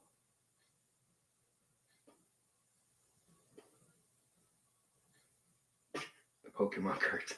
But no, I don't even mind if he shit talks to me a bit now because it doesn't bother me because I'm confident. But as I would point out, that's the reason it doesn't bother me. It's like the Hunter thing. I felt bad for him. I felt bad after I did the video and put it out because he hasn't said much since. It's like, Hunter, you're fucking, like, hey, kid, you're a nerd. I don't hate you. But stop it. Stop going on and talking about me like I'm a piece of shit. Because if you keep opening your fucking mouth, I'm going to give you a tongue lashing. And after he did it probably 14 times, I'll make a small video about this guy. Never used his YouTube name. Just used the Hunter name that he uses sometimes, which so it wouldn't be obvious who he was. And I fucking gave him a tongue lashing because I know he knows. It's like, dude, you're not who you pretend to be. Don't fuck with me. I am the last guy your little fucking nerdy ass wants to fucking fuck with. Go back to your other fucking nerds. Talk that way, that weak shit to them. That works on them. That doesn't work on a guy like me. You talk weak to me and then you hear me overcome you. I can make you embarrassed. I'll remind you what it was like when you got bullied when you were younger. Right? So don't. And I shouldn't have to, but it is part of my defense, right? I don't know how the connection's going tonight, right now. But I just warn guys, if you make me have to go there, I can, but I don't want to. And I feel bad afterwards because they're just human beings. It's like, guys,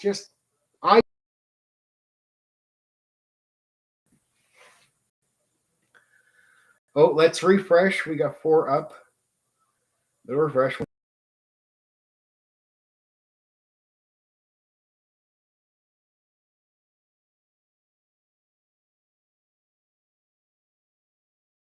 Yeah, I don't mean to go on about that stuff sometimes. I have such a history with these fucking people that if you guys ask me to give some explanation, I can't just go. It's not like these guys leave me alone. I wouldn't. I feel like it's okay to mention certain names because it's like these guys are like D&D still has me up in this fucking opening. It's like, dude, if you don't want me casually talking shit like this about you get rid of the fucking opening, dude. Like, get me out of the fucking opening. Because if I find out I'm out of the opening, I'll shut my mouth every time. There'll be no more, hey, this is DD, my 10K hater. But if you have me in your fucking opening, treat me like I'm Scott Garibay when you know I'm not. I'll fucking keep. Yeah, we're losing. I hope the connection's a little better right now, but I am going to be going here. It's 2 minutes. I was trying to hit 3 hours. I think I'm pretty much at 3 hours. All right. Hope you had a little fun at the casual talk. I know I get into the fucking negative zone. I can't help it with these fucking guys. I wish they wouldn't do what they do so we could just all be cool and I wouldn't have these stories to tell you. But I can't help it. It's not like I have a lot of positive experiences outside of certain things to talk about on here with certain people.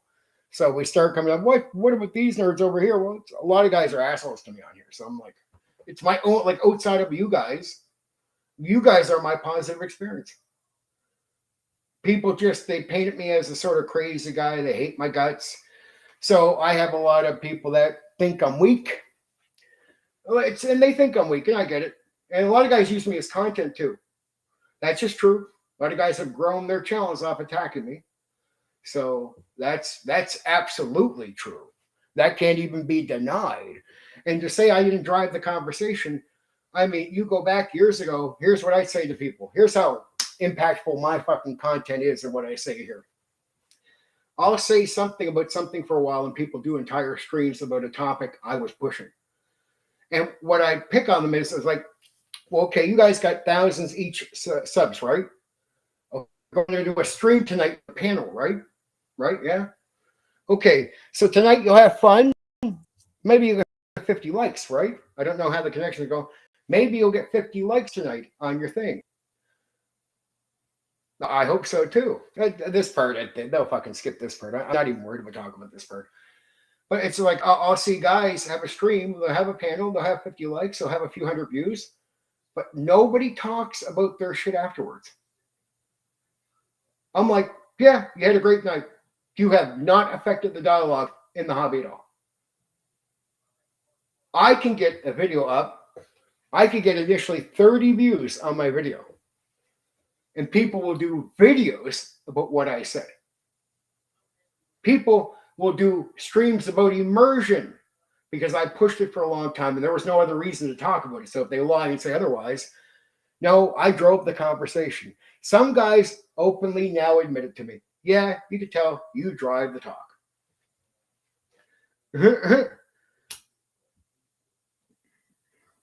Nice seeing you, Black Rose. You got radio at the end. I hope you do catch up with the tonight was a good go. Craig, Mr. Traveler himself, very happy with the video.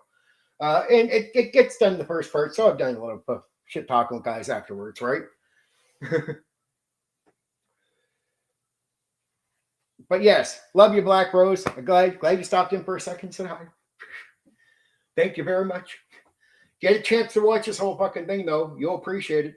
Or at least skim through most of it. It's really good, especially if you're wanting to know about running fucking trailer and all that, right? Okay, we're at 301. I hate the bump out just as Mr. Black Rose is jumping in to say hi and driving people across country and all that good stuff. Go be busy, my friend. Maybe you can fucking rewind this and watch some of it. I see possibly other people bumping in just as I'm getting done at 3 hours. My shoulder's fucking killing me. My fucking legs and feet are killing me. But the good thing is, when people get a little offy about me standing up, but I'm like, have you ever noticed that most of the guys that sit down on the streams all the time get fatter? Like if you look at me, I went from 365 to 170. I don't want to go back up. And I do a lot of streaming. So the reason I'm upstanding is healthy. It's all about my health. It's all about turning this into a workout almost. Like I just did 3 hours. Remember the nights I've done 4 hours on my legs. That's like half a shift at work, right? And I'm doing pacing on purpose. I'm not trying to irritate people, just trying to keep myself physically healthy. Thank you. Cheers there, Stephen Kennedy. But yeah, sorry if guys are just getting in here late. Rewind, check out the Traveler stuff. Fucking enjoy. If you really want to hear me casually talk some shit afterwards, go ahead. I don't care. It's what I do. But I'm not sympathetic to certain names I bring up because those guys have done recent shit about me. So it's like, hey, if you don't want me talking shit, don't talk shit about me. I think it's pretty even. It's not hard. It's not like I'm initiating it. So I'm just responding to most